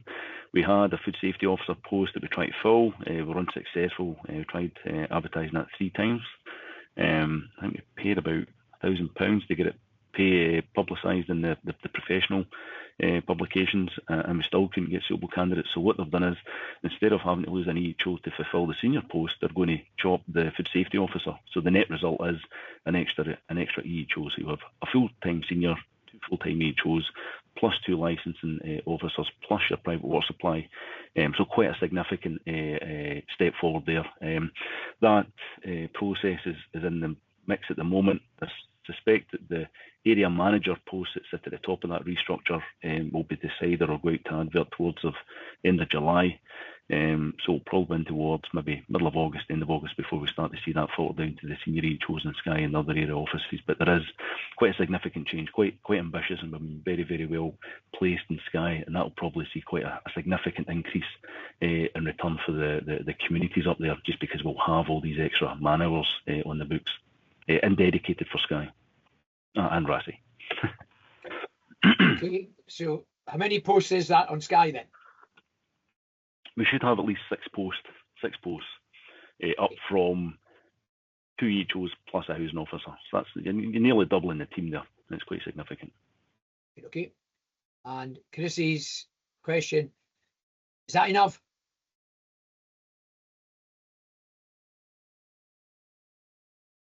I'm asking Chrissy's question, John. Chrissy's question was that enough? Is that your ideal number? Oh, sorry, I thought you were asking Chrissy that. It's more than we have at the moment. We haven't done a resource calculation to figure out just what we're placed at. We are going through a process with Food Standards Scotland. They're trying, and they just look at the food aspect, but they're trying to do a national resource calculation. At the moment, I think across the whole of Highland, the last report we put up for the last cycle was about, I think it was 9.1 full-time equivalencies. Some of the authorities, when they're doing the resource calculation, are suggesting we should have at least 50 to maybe even 100% more staff on that to deliver the food code of practice. If you were to extrapolate that, we've received the same cuts in environment, health and food as we have received against all other aspects. So if we wanted to do absolutely everything, then you'd be looking at significant increases. I think most of the staffs in the last 15 to 20 years have seen cuts of 40% of the staff. You know, so it is quite significant. But we do have different approaches now. I mean, COVID has totally revolutionised how we do some of the low-risk inspections. We can do them remotely through video calls, which we couldn't do pre-COVID. We have a lot of IT technical solutions. So instead of having to install like matron units for noise monitoring, we have an app that clients can use to record audio and, you know, act as an electronic diary. So it's a bit difficult. We do have the work coming in, but we have a combination of like new ways of working and prioritising that sort of turns down the demands. But to ask for how much do we need to do the job, there will be a process towards the end of this restructure that when they're looking at the posts that are going to be filled, they'll be looking at resource calculations across all the offices to see whereabouts the resource demand is before we start backfilling some of the HO posts that maybe get vacated. Okay, no, thank you, John. As I say, useful to have a list of the local officers. Yeah. So that would be helpful. Okay, John, can we thank you very much for that comprehensive report? And no doubt we'll be in touch and we'll see you again at another committee meeting probably in the future. Thank you. Thank you, councillors. Okay. Members, just to say there will be no police report today. The officer involved is too busy with the fires in Granton. So we'll either bring it to the next committee or we'll just wait until the cycle for police reports comes round. Our next item is the Island Scotland report, which is there for noting. And we haven't got an officer with us, but if there's anyone, if there's any questions, we can bring that with Angus by email. Councillor Miller? Yeah, sorry, just could we perhaps ask, given we're not getting the police report, Chairman, could we maybe ask the local inspector to come to our ward business meeting and give us a truly local perspective from his point of view as to how things are going on Skye and Raasay? I think that might, if he was willing to do that, it might be useful because he does, as I said to you before, he has attended the newly formed Portree Community Council on a couple of occasions now, and I think that people found that quite useful. So is it worth maybe pursuing? Okay, right. So what we'll do on this one, Alistair, that members will ask the local inspector to come at an area business meeting to present the report, and we'll just have the police report in its normal cycle from now on. Okay, thank you. And in terms of the Islands Act, members, it's just for noting, and I'm not sure, we haven't got an officer, so if there are any questions, we can contact Angus MacLeod directly with that one. The ward discretionary budget, again, it's for noting where the funding has gone of late. And item 17 is Skye and Raasay committee, various trusts, and it's basically just showing where the money has gone. That's where we had an officer at an area business meeting talking about these trusts and basically winding them down. So again, that is just for noting. And the minutes of the last meeting again are for noting. So members, it was a bit of a marathon, but I think we got lots of information, and can I thank you all for attending, and also the officers for attending. And you've now got 22 minutes until the area business meeting, so go and grab your soup and we'll see you then.